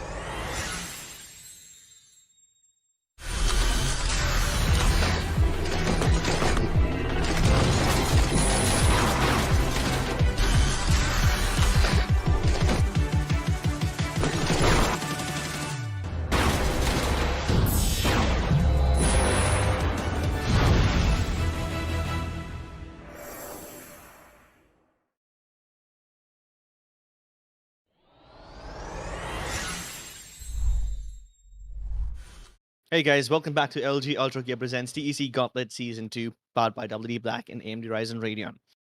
It's been a long day, man. We've had best of threes for the entire day, and all the games went to the third map. So we're gonna need some Red Bull in order to keep our energy up. You can scan the QR code that's gonna keep on popping up every now and then to get your own cans. How do I say this? I mean, given that Enigma were playing with a new lineup in Bind, which happens to be one of the stronger maps of Team Valor, I thought that they will be able to take the entire series when they dominated 13-5. But then you had Valor. They pulled it right back with a 9-3 lead in the first half and ended at 13-7. And now we're going to Ascent, which basically is neutral ground. Anything can happen over here. Yeah, absolutely. We're going to absolute ground zero now, ladies and gentlemen, and we're going to head into the agent selection without wasting any time, as we're going to see what exactly is going to be the story on Ascent. We have raw fuel yet again with the trifecta of the Jet being played across all three maps, and Bullet's going to be taking it up as well. Buster looking to take on that Phoenix this time. Hika goes for the raise. He wants to feel confident. He wants to feel a lot more comfortable, and he wants to pop some heads and blow up some people. So he's going to go for that raise. Eze already locked in with that Astra and got Vexy with the Sova. Pretty much a decent standard lineup coming in from Enigma. Double duelist, pretty much what we would expect. On the other side of things, we're going to have to wait for a bit. Pasha Sahil, okay. Oh, it's been a while, but we're going to see Pasha Sahil back on the Jet, and he's going to go for it. Love to see it. Bullet's going to exchange out with him, and it's going to be Bullet to play the Killjoy. We're going to see Buster probably pick up the Phoenix as the flashing character, and that probably could be the difference maker because there is no flashes on the defensive side, is there? Enigma, Choose your agent. have no flashes at all. Yeah, but they've got two movement-based characters. And I love the fact that both these teams are picking up 2-2 duelists each. Like, they all tried everything, right? On Bind, we had Team Valor trying to hold their defaults. It did not work. But when they tried the same thing in Icebox, it worked for them. We at Enigma tried to go for all around the split pushes. They kind of worked in bind. They were somewhat successful in the map of Icebox for like a few rounds, but then everyone found the counter to it. So they both ended up being each other's kryptonite. And now that we're moving to Ascent, I think these guys are done dealing with all these strats and double fakes and whatnot. They just want to brawl it out, man. Just fight. The two duelists, they're going to go head-to-head against each other. They want to brawl it out, make it dirty, hot and heavy, and this map is going to be won with a lot of frags. I think a producer is going to have to keep their buttons constantly on the clip it highlight button, so there will be plenty of shots like that, I guess. Yeah, Let's see what Ascent has in store for us. Let's have a look. We really have to hope so that we got a lot of clips in this map, as we're going to see Enigma yet again try to bamboozle the side of Valor. Valor had a good time of doing that in the map of Icebox. But is it going to happen now is the question. It's going to be a little difficult for sure. The defensive side on Ascent is one that a lot of people prefer, and Enigma have got it first. So let's see how it all goes down. As we are going to see Valor with a rather slow pistol round up front. But you gotta know that this is a contact play of sorts. It's slow at the start, but the moment they make first contact, they burst out. And see, that's exactly what I was talking about. They spot one, and the jet dashes in. Butter Sahil gets immediately traded by Hunter, and the numbers advantage has been nullified. More utility to follow as Valor are trying to hustle their way into this area. Buster all by himself doesn't have backup, but Hunter then peeks later on, using his teammate as a bait. It ends up working. Spike will go down, but Hika has to be so worried about Hunter. He will be a little late to deny the plant, but he's gonna do it nonetheless. Deals with them one by one, and Hika's got them all. Enigma off to a pretty great start. And it's been sort of the case for both of these teams when they've gone against in the last two maps that whoever gets the pistol pretty much picks up the next 6 rounds. So we're going to have to see if that's going to be the case here as well. Or are we going to see a lot more of a, neck-and-neck gunfight or whatever fight it is that these two pose against each other. For now, though, we have got a interesting setup from High on Life towards A. And he's left there with Ezzy, who's got control towards A short. And the utility that's on A is crazy.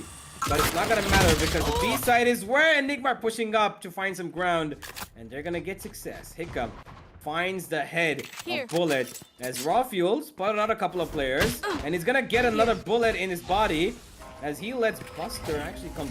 They forced into this round. And a Phantom of all things in the hands of Buster. And he's got a flash as well to use. Throws in hot hands. Yes, he will. He gets bullet to the back of his body. And it's going to be Buster Sahil to die, actually. Raw Fuel gets another trace going back and forth. Pinstripe Killfish comes in.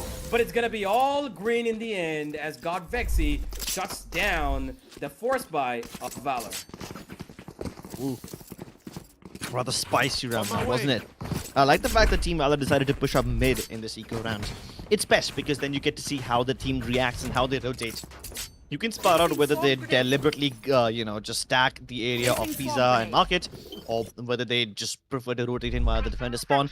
All this information can be very crucial in the buy round, which won't be now, of course, because Team Valor were forcing in the previous one, and this third round now turns into a pistol of sorts.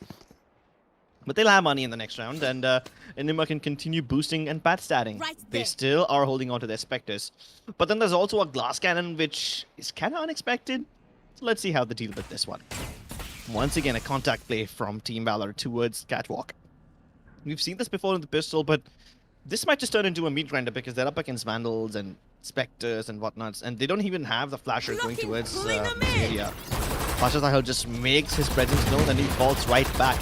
Everyone else still moving towards mid, and they're on the verge of cutting off the area of defender spawn. Now, you have God Vexy watching that angle, but can God Vexy actually make something happen? I mean, of course, it will be nice, but then they try to sweep in from the back lines, and oh my lord, this has just turned around on its head. Valor are actually trying to go all the way around the heaven area and take A. The only person who could probably stop them is the Jet. Bullet also in a very cheeky position. He could cut off the rotators if they don't check this one. Will they check? No, they don't. And he's got the gold. This is perfect. Oh my god. Rafiol playing around with his own smoke is gonna get taken out. It's gonna be Buster to find that kill and an immediate response from the side of Valor after losing out the first two. And they've even picked up the operator, and Pasha Sahil is going to be really keen on using that. As Enigma, they will have a bite coming in, but it's not too great. You know, I was surprised when Valor were able to afford a Phantom in the second round itself. I was like, yeah, that's a little too much money in your banks. So you spend it, you lose the Phantom, and I thought, okay, yeah, that risk didn't pay off. But then they pull off with Phantoms and they get the operators as well, and I'm like, yeah, this whole economic system has turned around on its head. Yeah, Godvixie actually fired a few bullets, and I think they heard that, Valor, and they're not choosing to go anywhere near this B side because they know they're gonna get spammed on across the wall. Outfield holding down towards mid. He's gonna probably spot Buster. It's right there, but it's gonna be Buster to get the better of him. A better weapon indeed is gonna work out as we see a really aggressive push coming in over here. Pasha Sahil might just get the better of Hika if he decides to peek out. He's not going to. They're holding each other's crosses, and that's a good position, honestly. Yeah. But it's not going to be a position where anybody from Valor is going to go into, as Buster finds his way towards a shot with his run it back. And High on Life, scared to death, is going to be holding on to his dear life as he's under heaven. And Ezzy is finally coming to his support on A short. Still in the Nebula, though. The Nashon grenade might force him outside. His position's been revealed, but he's at least able to take down one before he falls back. More to follow as High on Life could have been the difference maker, but no armor on him means he's a very easy target to take down. 3v4, no ultimates available. Hika 1 point away from the showstopper. This could be the one thing that changes this round and turns it around on his head. If they find one to his generator, that could be great. But Bullet, he doesn't have any nanoswarms left. Hika jumps directly on top of him. Too many angles to cover, and Bullet has no idea there's someone above him, and now the showstopper's available. This could be massive, and he activates it, pushes right inside this area, but he is not able to kill Pasha Sahil. He dashes away. Has to resort to the Vandal for it, but Hunter is all the way to its tree. And he might just stop the defuse from happening. Pixels jumps in, Godvixie with the Odin, trying to make this work, but there's too many variables and he can't account for them all. What a sweaty round, oh my god. Honestly, sweaty wasn't even the first word that came to my mind. Yeah, it's like they rained down whatever it is. It was just crazy. Back and forth they went, one by one the kills came in. It looked like Valor had it, then it looked like Enigma had it, and then went back to Valor, and they made sure that they clutched it out with that Hunter's Fury, because if that wouldn't have come in, I don't think this round would have come in their way. Ezzy just had to die out because he had a little less HP. So yeah. It's almost like ping pong. These guys just keep on going back and forth. Not the best rally that they would have had, but hey, it is a direct nonetheless. But keep this in mind, every time Enigma have tried to push the B side, it's always been hit or miss. Sometimes they're successful, this time they are not. And every time they do it, Valor find a way to make this one work. So far, they're getting all the kills, which is fine considering it's an eco round, there's not much to lose. But here's one thing that I've noticed in the few rounds that we have witnessed so far. This is the first time Enigma are actually defending mid. Before this, they just let the mid area just stay as is. They put an alarm bot at max over there, and then they abandon the area. They play two people from inside the B mains. I mean, we saw what the crossfire looked like, right? We had Godvixie on the Odin, and he was watching B main. And then you had Hika watching behind him towards market. So that's the setup that they're going for. They're not playing from in the B side, they're playing from B main. And they're giving up mid, which means they are very comfortable with Valor sneaking up towards market. Now, this kind of setup is very unique, but it's also very risky because it relies on you getting a lot of frags. There's no plan B if something goes wrong. And trades also aren't very possible over here. If Valor are able to go for the full mid plus B crunch, then this is definitely not the setup that you want to have. But Enigma, they're still going to stick to their tracks. They are. They're going in aggressively again, B side. Hika trying to cause some damage and give out that he's got this under his wing and he's not letting give it up. And Raw Fuel peeks out in the wrong direction. The scope did not cover in Pasha Sahil, and that's gonna cause him a lot of pain. Mid completely blown open. Nothing more that Valor wanted. And now they can split up their approach. They can go wherever they want, and they can make Pasha Sahil cause the pain in the rotations if he wants to. Hika, he's gonna get some sort of revenge. Takes down Bullet towards B, and that's actually gonna clear up an entire site. So now they know it's gonna be A, because look at Hika and God Vexy. They've cleared out B, so A is looking really likely, and Ezzy has realized it along with High on Life, who's been taken down, and so has Ezzy. It's gonna be the last 2 members left, and I don't see them winning this one out. 2v4. It's been pretty difficult for them in situations like this, especially on Ascent. The A site, not particularly easy to retake when you're 2 men down. And it looks like they're just firing off blanks at this point to try and find maybe a few exit frags, if not anything more. Yeah. They're hoping the Team Valor will make a mistake and peek into their crosshairs, hoping to give up the advantage, but they find the advantage themselves. One enemy Hunter, remaining. good for none. Pixels brings it back. He got trapped, and Pasha Sahil finally puts him out of his misery. With his own teammates up, that too. Economic ball just keeps on swinging in the favor of Team Valor, and at this point it's not even a ball anymore, it's a goddamn wrecking ball attached to a huge metal chain heading straight towards the House of God that's labeled Enigma. The House of Cards come tumbling down for the last 4 rounds back to back. Enigma really need to find a way to try and make this work, because it's not working out so far in their favor. Buster yet again wants to go really aggressive and get something in his way. As Bullet, he's got his own Odin and he's trying to spray down somebody from the other side. Oh my god. Now he knows that Hika's close by as well. As the A side has already taken control of, by the way. How is he alive? I don't know. I have no idea. He's what? How many HP? How much HP is it? 1, 2, 3, 4. Four. Yeah. Four. Yeah, of course. Let's he's name down all to the 4. numbers. Yeah, but 4 consider this. HP. I'm also very surprised how Rockfield didn't die right off the start. I mean, there was an Odin peeling down at him. No, they don't If a know jet Hunter's is here? airborne, oh my god, this is great. So many free frags going in the favor of Team Valor. One enemy And it's remaining. almost like Team Enigma have no response. They have no read on this one. This is such an unorthodox positioning from Hunter. He knows how to read his opponents like an open book. Even more so in an eco run, because he knows that Enigma will try to take those unnecessary risks, so he will be prepared for that. And that's the thing I wanted to talk about. Like, Raw Fuel, even though he's got the Blade Summon, he is very accurate with it.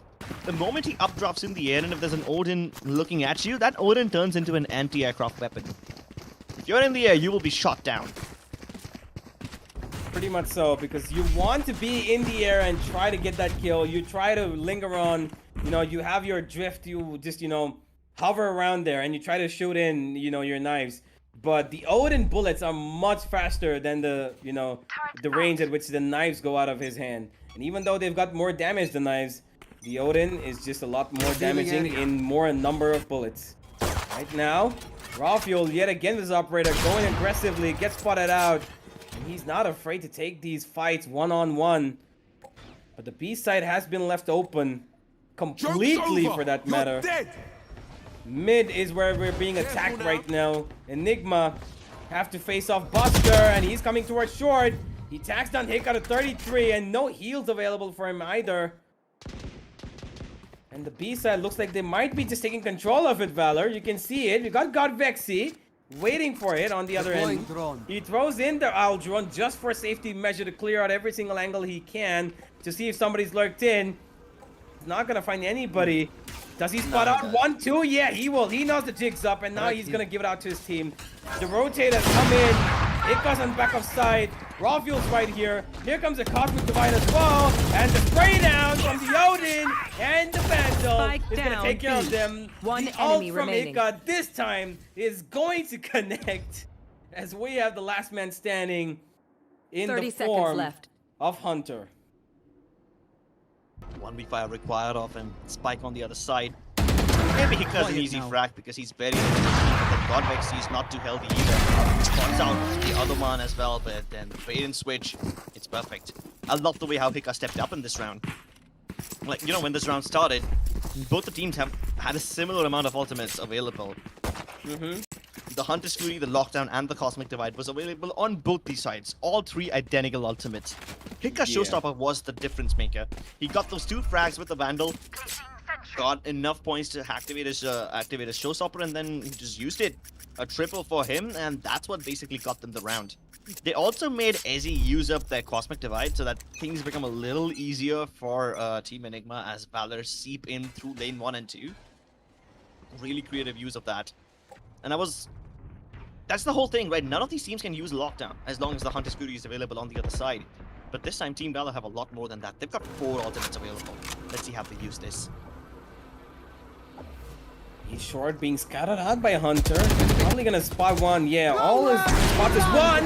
And Raw Fuel comes out on the advantage. Gets a kill, but Hunter is gonna trade back almost immediately. High on life, couldn't escape the clenching jaws of Hunter. Now Hunter almost goes right beside his ears. And Bullet's gonna trade back for his teammate. Ezzy to come back with another, and it's going back and forth with Enigma still in the lead, and another one by Ezzy is gonna put them confidently with the 4th round coming on top as Buster maybe tries to sell out a fake that he's going towards B, but nobody from Enigma is obviously gonna buy it. They're gonna hold down their ground for as long as possible. Even if he plans towards B, he can't really cross it because he's got God Vexy waiting over there. And now he's moving 30 back towards seconds A. left. He goes. And Hika peeks out, finds his position, and now they know what to do, Enigma. It's so annoying that this box has been turned into non-spammable now. Otherwise, a Wallbang would have definitely been a viable option. But no, the off truck misses, and Hika takes his opportunity. I mean, it's not really... I know it's annoying if you're the attacker because you can't really spray down anybody from there. But it's sort of like a safe haven for the defenders because...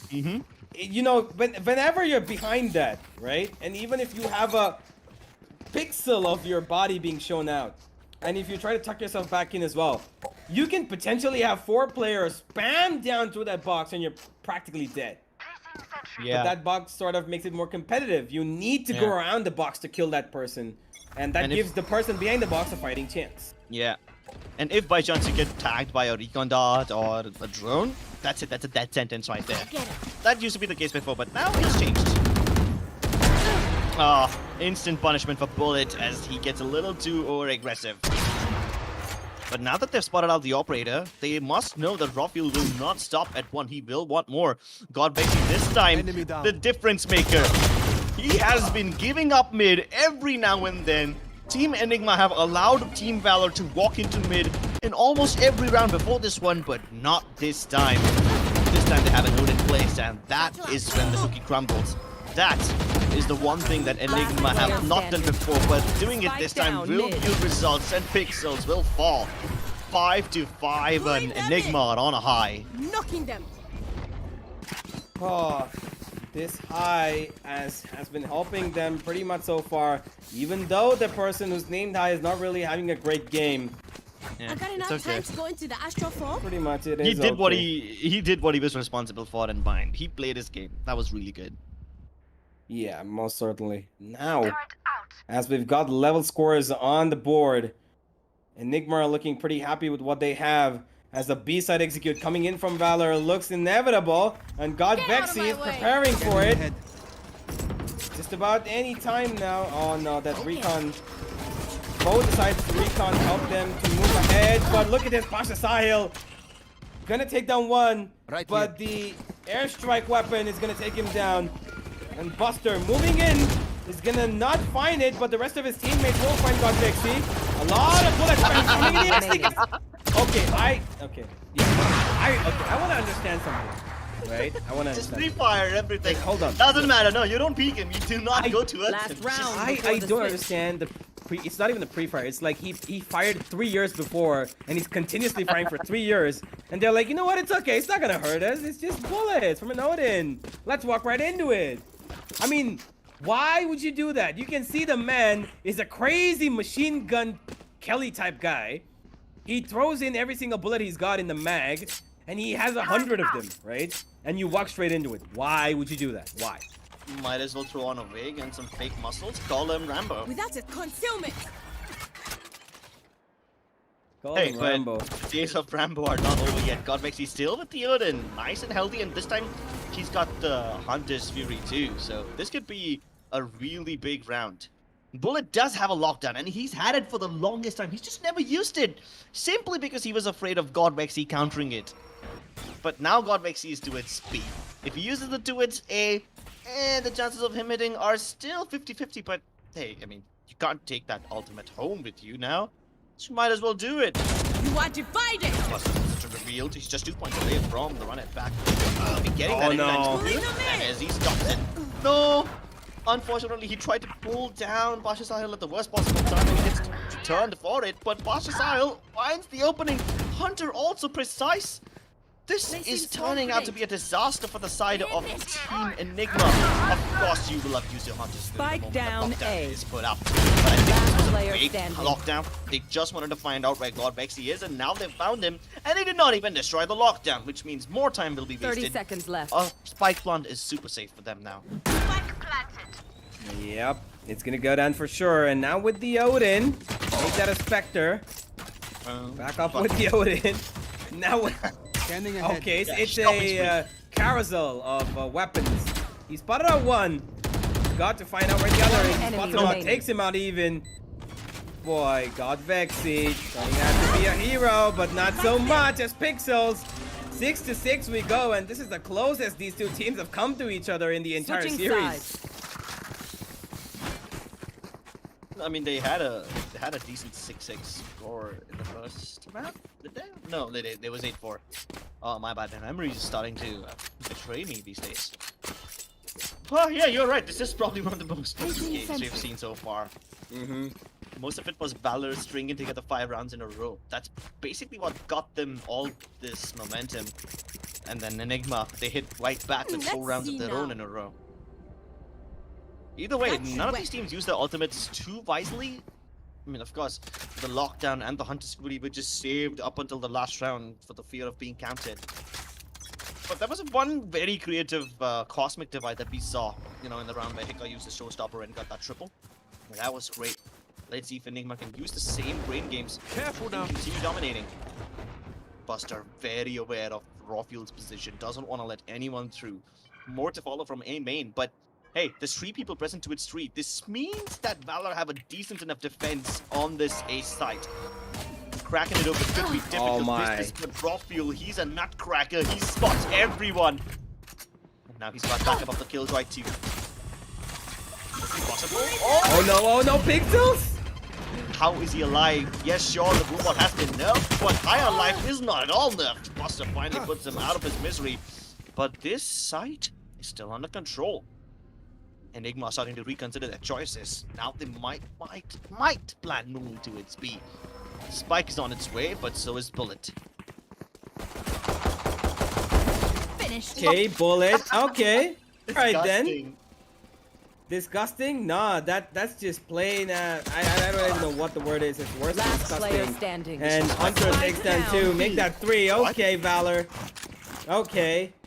So that's how you want to play it up. Play dirty. Spray through smokes with pistols that are said not it. really supposed to get the kills, but they do. And I okay. told you right at the start of this game, this map is gonna be dirty, it's gonna be hot and heavy. And Hunter's got a triple kill in his levy. He's sitting at 18 frags right now, Universe. And his teammates are at 9, so he's got more than double the amount of frags of his teammates. That is one massive carry Sova. Indeed. We talked about his stats earlier, and this is exactly what it resonates. One of the best.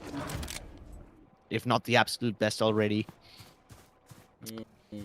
Rawfield, he needs to be a little bit better in this round at least. Gets oh, look at that. He actually dodges it. Does not get detected. And he's gonna make a lot of sound actually, and it's gonna be Buster to listen to all of this. Takes down 1. Spike down Rawfield, mid. aware of him being around. He's spraying down a pre-fire. Rawfield gets tagged on a little bit. But Izzy's around the corners to help him out as well. The spike in no man's land, or rather Valor's land. But Rawfuel actually takes out one. Beautiful shot on the Pixels. Now, everybody from Enigma fighting to get this spike back. Yeah, well, Buster needs a little bit of help over here. Spike's still down there, but he can't defend it all by himself. No backup arriving from the side of Team Valor as well, which means Buster is on his own, and now he's being tagged. Very low on HP. Hunter protects him from main, and finally, this was the one distraction he needed to get out of that hot soup. 8 rounds. Maybe Valor will win their fate. Maybe they will complete all the things that are necessary to win this game. But I don't know how they will fire up against this buy. I mean, they've got Ares and Spectres, but they're up against Phantoms and Vandals. The only weak player is gonna be Rawfuel because he has light armor, which is probably conducive to him getting killed by a Spectre. Nothing can be predicted yet because at this point Enigma are all stacking up outside of B. No defaults this time around. They're just holding this area and hoping to make their presence known towards mid. Not a bad idea, but they need to deal with Buster once again. Oh, they have dealt with it as soon as I said it. Fastest Curse comes true, and Rawfuel, he gets through. Out of charges. Sir, with the Ares, not gonna be as potent as he would want to be. It's gonna be Higa to take him down.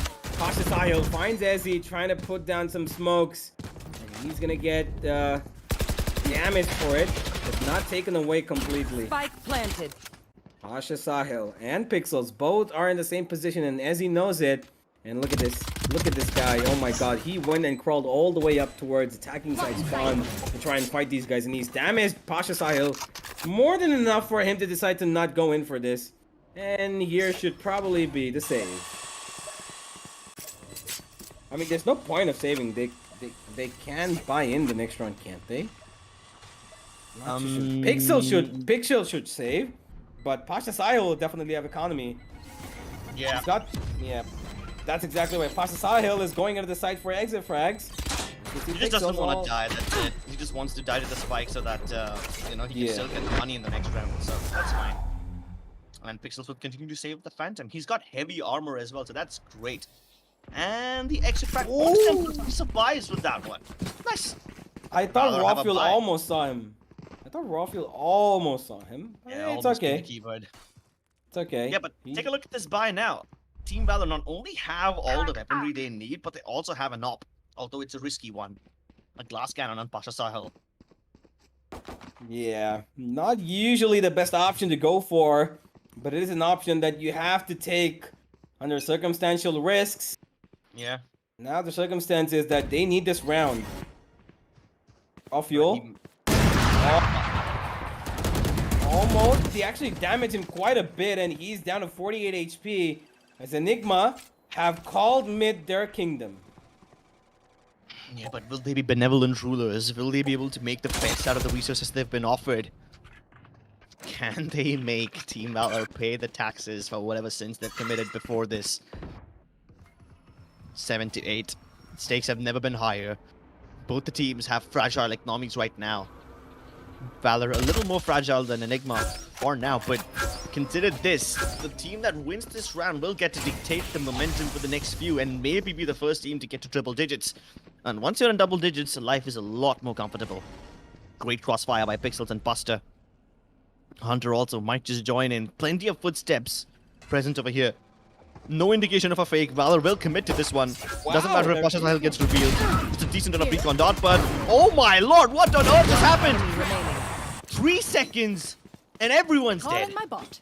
Everyone except Bullets. Out. Spike planted. And make it 4. Oh my god, this is ridiculous. Wow. How was this so fast? I have no idea. In 1 second, it's a 5v5. In the next second, 4 of them are dead, and Bullet's like, huh? Guys? Y'all were just here with me. High on Life has not been having a very good game, but then he gets a double in this round. And he makes it work. And he's 1 point away from getting his ultimate. And this was one of the more important rounds, because this has now broken the camel's back. Valor is broke. They have nothing but pennies and pocket lint to show for it. And now they don't even have the controller. Life just keeps on getting worse. Keeps getting worse as we move in towards mid yet again. Pasha Sahil has to give the control. Buster's been spotted out coming on for this A push. And Enigma have complete and utter control of pretty much every part of the map. As we see Raw Fuel crawling up towards A short. Enemy And he kill. even gets Hunter down. He knows Buster's towards A main. Enemy Finds him remaining. as well. Third for him. Down. And Bullet yet again the last man alive. Oh my god, the footsteps itself sound so horrifying, but he still gets a dink. Yeah. Yeah, imagine all these footsteps coming towards you from both the directions too, so you don't know which direction to be in first. Oh, you wouldn't want to be in his shoes. But what on earth does such happen? Like, consider this. Valor were pretty good defending the A side in the first 2 rounds. They were able to win the pistol round and the subsequent round when Enigma used the good old catwalk push. But in the last few rounds, every time Enigma went towards catwalk, it's been a completely different beast. Pretty much. Valor, this timeout is a really important one for them because this is going to set the tone of the last few rounds. And the thing about this is that if they don't win this one, it's going to be really, really difficult on their economy, not to mention that they would give away potentially 2 rounds on the back of it. 11-8 is what the score would become if Enigma win out this one. And that's a scoreline that I think they should actively be trying to avoid. And that's exactly why this timeout has been called in. Maybe do something different. Maybe try and push out of your places. Maybe give Enigma something to worry about. And yeah, we're going to see what exactly they have in mind right now. I have no clue. That's a good point right there. I mean, we haven't seen Team Valor play overly aggressive up until now. The only person that we have seen push boundaries is probably Pasha Sahil, and that too because he's a jet and he can get away with playing those aggressive angles, so that's his role. Other than that, the only other person who's been like moderately aggressive is Buster towards Tree. That's it. Nobody else pushes out or tries to get control. No Hunter's Fury available on Hunter, obviously. So, yeah, they can go for the lockdown. And this lockdown is also placed a little creatively. See, it's a little higher up. So, the chances of it getting destroyed by the Sova ultimate are less if it was available. But for now, they will get into the side without any problems. Oh, but problems will be put forth by Pasha Sahil as he peeks through the smokes. Gets at least one. So he keeps things competitive. Still a 4v4, no spike plant just yet. And it's being planted for on the generator. Buster's run it back, not able to find anyone through the cracks. And High on Life will kill him. For now, he knows there's going to be at least one player under heaven, but can he find the other one too? Hunter just spamming it through. And Raw Fuel, he never even got a chance to compete. Hika will be denied the showstopper. No, that's the star player dead. This could have been the one player that stopped this from happening, but Ion Life has no chance of winning right now. And of course, he's going to be discouraged from peeking too. He's just going to give up on this one and hope that he can retain his Phantom in the next round. What a clean, methodical retake from Team Valor. Absolutely beautiful, but the thing I love the most is that Hunter just chose to go completely nuts on Under Heaven, and he's like, you know what? I'm just gonna spam down whichever guy. And yeah, I don't even know what. He did it blind too. It's not like he used a recon dart or a drone or anything. Nah, he just did it blindly. 6 sense on him. Spidey sense is tingling, telling him where the enemies are. And of course, when you've been playing competitively for that long, you will be able to anticipate your enemy's positions. It's true. Valor, they've got the round in the bag. 9-9 we go, and they're not gonna let Enigma slip away with this. And so far it's been so good for them. They just need to keep on adding on to this. We have Hunter leading the charge from the front. Hika, like you said, could have been the difference maker of that round, but he wasn't allowed to even throw out his ultimate, let alone hold it on his shoulder. Low approach here from Enigma, and they're gonna get punished for it. Pasha Sahil goes up aggressive. He gets the kill. And Valor trying to make Enigma pay for whatever they're doing right now, whatever they've did to them so far. And Hunter's trying it with his Hunter's Fury. He tacks down one of them, and it's gonna hurt a bit. And it's Hika who's gonna take that hit. Blocking sight. Rafiel giving out a lot of sound cues here. Pixels to throw in that Astra Star. No, he's not going to. Buster finds nothing. Rafiel finds you though. Bullet gets one back. Another no. High on life. Back on track. Gets another Last one. player standing. Takes down a 2. And it's gonna be a 3v1 where Spike Hunter planted. is left alone with an Odin, 2 shock darts, and a recon. And a dream that I don't think he can achieve. Quiet now. Never mind, I said that. He might just prove me wrong yet again. It's been happening so far. We speak about costly curses, but sometimes yours turns out to be blessings. So I don't know what to make of that, but hey, now it's all in the hands of Hunter. Knows exactly where the killjoy is. The same spam worked for him last time against Rafiel, but not against Godrexy. He knows the way of the Sova. Time is taken out. He would much rather save this very expensive machine gun.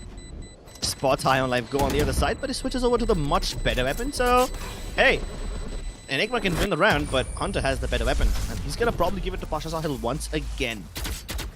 He's been fairly successful on the jet. And Yeah. I can't even imagine what will happen when Hunter himself starts to up. He probably won't do that, of course, because he's got the Odin instead of the AWP, but he's been leading the charts for his team right now, and Hunter is the one who's hard carrying. On the side of Enigma, though, things look a little more even when scores are compared. Hika and Godvexy are pulling their own weight. Rafiel obviously on the top, but he doesn't have too much to worry about because his teammates are contributing. Can't say the same for Team Valor, though, unfortunately. But still, a 9-10 means things are still more or less even Stevens. Let's see what happens this time around as Team Enigma, they are committing towards the A site. And they've done this before towards the catwalk area, but they haven't gone in from A main. This is full YOLO for them. Bullet doesn't even want to use his lock trap because he knows he will be absolutely destroyed. But he's able to get the kills. Butterfly had also peaked, and this is turning out to be a disaster. It's just Rafiel left. Blocking sight. His teammates all got killed from cheeky angles or through smokes, Here. but this 1v2 is still possible. I got the They've spike. given the sight to him and the spike to him, but the crossing will not be given away. Door shut, spike faked. Revealing area. All his tricks will be revealed when that recon dart comes through.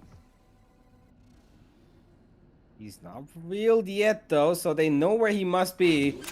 Hunter, he's probably going to try and spam down these green boxes if he peeks out, but it's going to be a double peek from them. They could have lined up for Rafiel, but they were careful with the way they peeked him. They knew that giving him too much space would be giving a call to the devil, but they avoid that, and it's going to be 10-10, and we go toe-to-toe in this. It's turning out to be a really, really interesting map now, Crips. I mean, we saw a 13-4. We saw, we saw a 13-5. We saw a 13-7. Now we might see a 13-13. I don't know, man. If this game goes into overtime, it will be the perfect finish. Icebox and Bind were both somewhat one-sided games, so it stands to make sense that Ascent will also be super, super competitive. But both these teams have been going back and forth in terms of rounds, which means none of them can build up a decent economy of sorts. They all have money to force buy in the next round, but of course it will come with a little bit of compromise. Pasha Sahil's opposition field, and Rafiel gets caught napping. Thought the smoke would protect him, but that just leads to his death. Alright.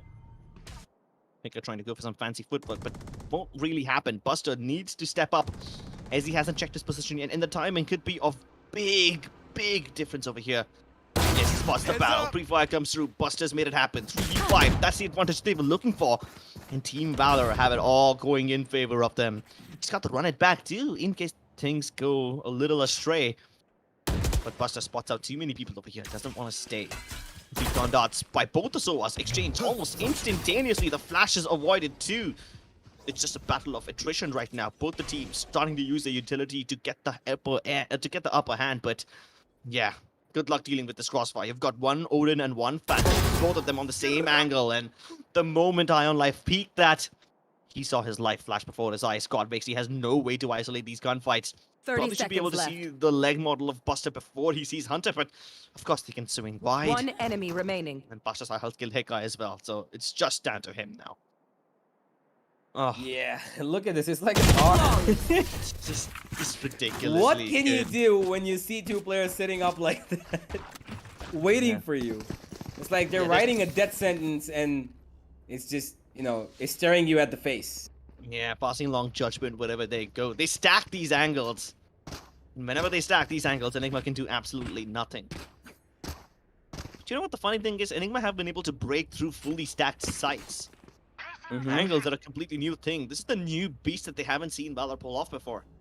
And there's not too many rounds left, so if Valor have any of these little tricks remaining, then this would be the perfect time to use them. Yeah. Oh, there you go. Oh boy. It's been committed Buster. on the He's run and going back. straight for it. Spots one and even takes out one. Okay, Buster. All right. Okay. Easy kill. Pretty much what they needed. 5v4, 5v3. Pixel stepping up. And it's going to be God Vexy to go down. No more Sova utility. Nothing available. Both of the players who had pretty good ultimates have gone down now. And Rawfield's going to try and make something work from his operator. Finds a kill. High on life needs to get one, but it's going to be him and Hika to line up for Bullet. As the operator player has been left all alone on B. Defend himself off against a deadly machine gun. And the owner of that is not going to have any mercy on him.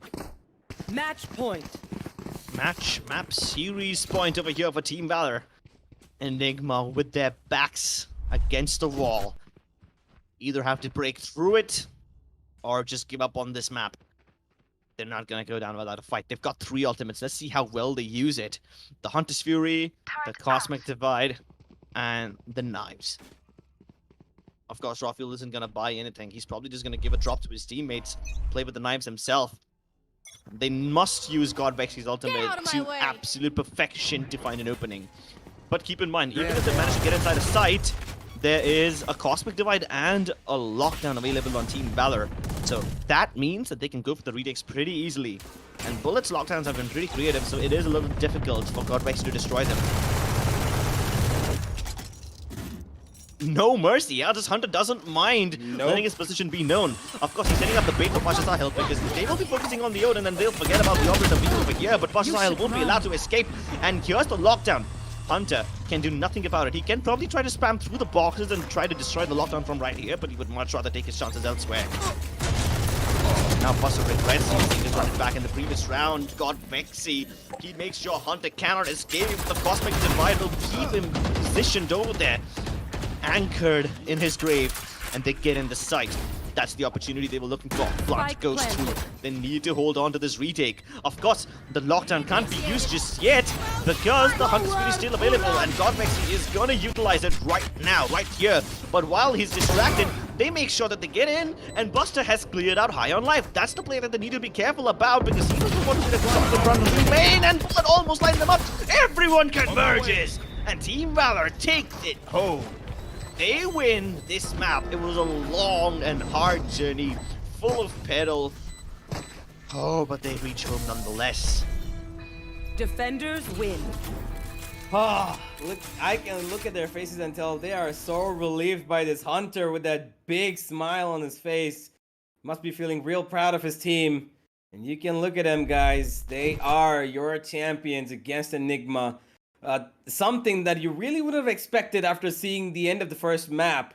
Because after losing at 13-5, I really thought that Enigma were going to take this 2-0, but they came back. Valor beautifully played in the second map, ever so in the last few rounds of the third, and they made it possible. They made it happen, and Valor have beaten the side of Enigma. The one thing that was not working their way was probably the roster change, which didn't look like it was a problem in the first map, Nah, but never. consecutively, it just kind of skewed down the mountain, and it just got a lot more difficult for them to handle this out because, well, for obvious reasons, Badman's absence was missed.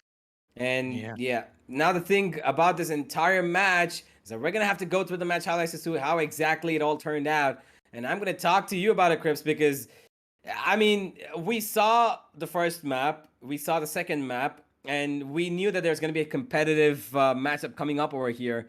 But I really thought, okay, this is probably going to be another cleanup service kind of map for both of these teams, either one of these teams rather. Yeah. You know, maybe 13-7, 13-8 yet again. But 13-10 is a lot closer, and I wouldn't have it any other way. Yeah, I mean, when both the teams are equally messy, how can you have a cleanup service? Either way, I mean, let's not mince words over here. Some of these rounds Fair were enough. downright messy. I mean, this setup from the side of Team Enigma, the way they were holding down B main, it's really creative. I haven't seen this before in Gauntlet. It's very risky too, which is probably why we haven't seen it. But hey, take a look at what they do. They mostly position 2 players inside of B main, one watching the main entrance, one watching market, and they let Team Valor have mid, which is something that Valor exploited. They used it like their bread and butter in the first few rounds, but then Enigma were like, nah, we can't let them do this again and again, so they countered it. They started to play mid a little more, you know, dotingly, and they decided to give it a little more nurture and care. But by that time, it was a bit too late. Team Valor were becoming really, really comfortable with pushing up mid, having their players be in the defender spawn, cutting off all the rotations. Yeah, this was a big problem because every time Team Valor get into the defensive spawn in the first half, Enigma can do nothing but just watch and hope that the players who are already in the site are strong enough to defend it without any backup, without any rotations. Yeah, they did a pretty good job, at least in the first half. Both the teams were going back and forth. There was a lot of gunfire being exchanged that went side of the green sometimes, went the side of the red sometimes. And even in the second half, there was nothing to split these guys apart. 9-9, 10-10, they went toe-to-toe until the last 3 rounds that came in from Valor were absolutely crucial for them. They had to win out. I think, Crips, that one timeout they took when they were 9-10 down was, I think, what made the difference. They just completely turned the tide from there, didn't they? I mean, it was just amazing. They did not let Enigma have one step go their way. They took control of mid. They had a short, they had a long, they had B. Everything was perfect. They had Pasha Sahil moving up towards B, sometimes taking aggressive peaks or moving in towards mid. It was just really, really good teamwork effort throughout the board. Yeah, what I also noticed with that Team Valor, I mean, they were starting to draw out the utility from Team Enigma very early on in the round. Like, they expended way too much to keep Team Valor away from the choke points. But by the time the actual play from Team Valor came through, Team Enigma had no utility left. They were just spending so much to make sure that Team Valor stay in their hidey holes and don't take away map control from them. And we can probably see that because the one player that they targeted really hard was High on Life. Like, this guy was performing out of his mind in Bind, but then he kind of started to fall on Icebox, and in Ascent, he really hit rock bottom. He most certainly did. It kind of was like, you know, it was just a journey that he thought he started off really well, but he just fell down upon, like, you know, straight down. It was like a downhill journey, and it was like, you know, it was like a rock rolling and rolling, and you just couldn't stop. And yeah, let's just have a look at the playoff brackets, and let's see what exactly is going to be the storyline. And Crips, it's looking really, really interesting right now as we finish with the first set of matches for the TC Gauntlet playoffs season 2. And yeah, I mean, I don't know what to expect further on. Velocity and Valor, Reckoning and EXO, Enigma and Global, and Force One and True Rippers. Oh boy, this is getting a little interesting, isn't it? A lot more than it already is. Yeah, definitely. We've seen Team Valor give Team Global Esports a run for their money, even beat them. We've seen them make Velocity sweat, and now Valor are going up against Velocity once again. On the other hand, we have Reckoning Esports versus XO, and XO was really clean today against Force One, but Reckoning have been looking really, really good lately, and it seems like they've had a little upgrade in form. So tomorrow's matches will also be really exciting. Of course, unfortunately, that's it for today. And if you want more Valorant action, make sure you tune into the stream tomorrow again, same time, same place. Thank you so much for watching LG Ultragear TEC Gauntlet Season 2, powered by WD Black and AMD Ryzen Radeon. We've got some amazing matches in store for you all throughout this week. So make sure that you subscribe to this channel so that you never miss when we go live. Oh, and of course, hit the bell icon and like the stream if you enjoyed. We'll see you again soon.